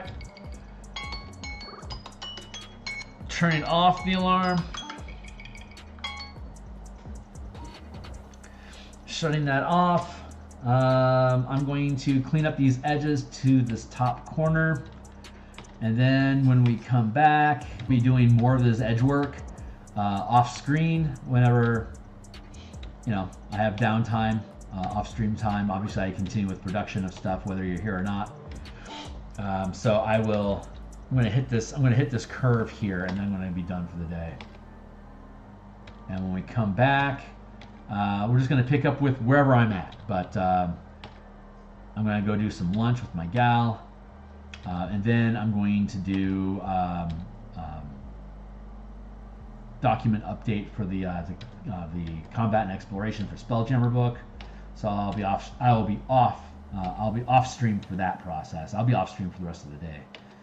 And I shan't be back. I may be back. I might do a midnight run on Sunday, but I might from 10:30 till midnight maybe. But my intent is on Sunday to be on stream by 6:30 through 8, and then be back on Monday lunch for Martial Powers, our Martial Powers Monday. And I want to continue cleaning up the how we're going to. I think we need to bridge for the martial. I'll save that conversation for Monday, but I'm going to need. I think bridge keep the paradigm for martial powers, the power magic paradigms. I think I'm going to have to keep those largely narrative, and keep the spell points that you gain as just universal points that you can just arbitrarily decide to be like a particular color or a particular element and just stay with your theme. But then if you want to make that mechanically relevant, like here's the different damage types and stuff that go along with doing so without hard coding it into the system. Because we've been playtesting it just as generic key, and it's been working out fantastic, and I don't want to mess with that, but I want to be able to have it. The whole intention of the project was to provide a color mana language for a barbarian, for instance. You could have a Gruul barbarian that's using red and green magic to channel these powers during combat, so that it complements and runs alongside spell casting using color mana. because there's a lot of creatures in MTG that you can summon and have activated abilities that aren't necessarily spellcasters. They're just creatures or monsters or even just mindless animals, but they have these trigger effects that are triggered when you spend mana.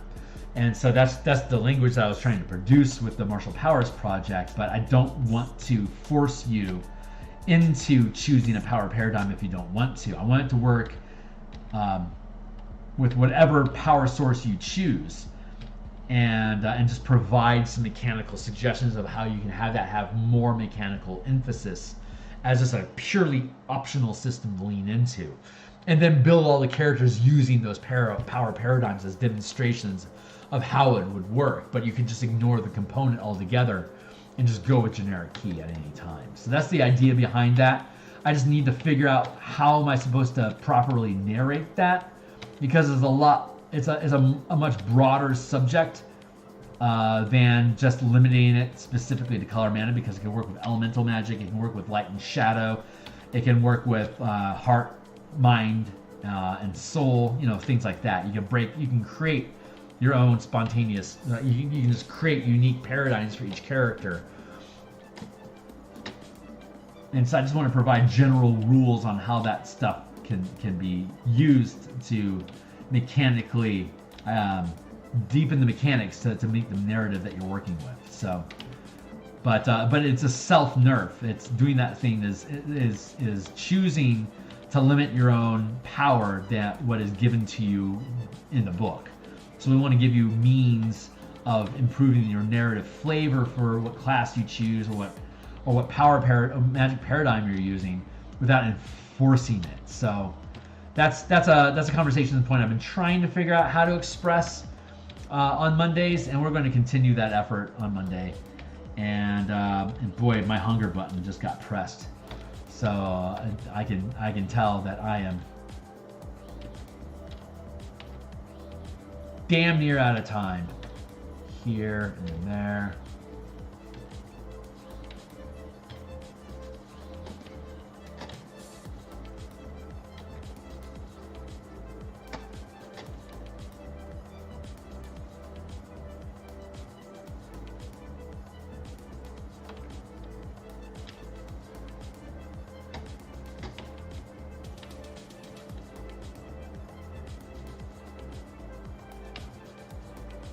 All right, we're going to go ahead and call that cut for now.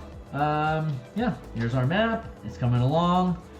It's coming along quickly. I'm pretty pleased with that. We'll see how much progress I make while we are away. But wherever we get to, we'll just continue picking up next time I stream.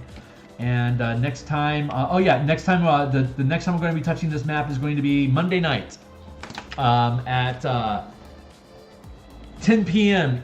Eastern time. So it's I'm in Seattle, so that's 7 o'clock my time. We typically go for 2 or 3 hours, and we intend to do so the same. So we'll see where we're at with this project when we pick it up next time, and just keep pushing the ball down the field until we're done. So I'm pretty happy with how this is coming along.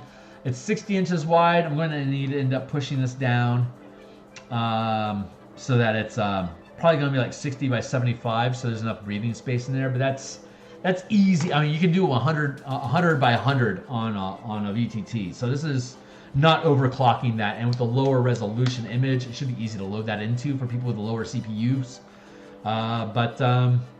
Yeah, hitting enter. I'm done for the day. So I really appreciate anyone who showed up. If you haven't liked and subscribed, I need subscribers more than I need hours. If I have subscribers, I'll get the hours in time. I'm at about 100.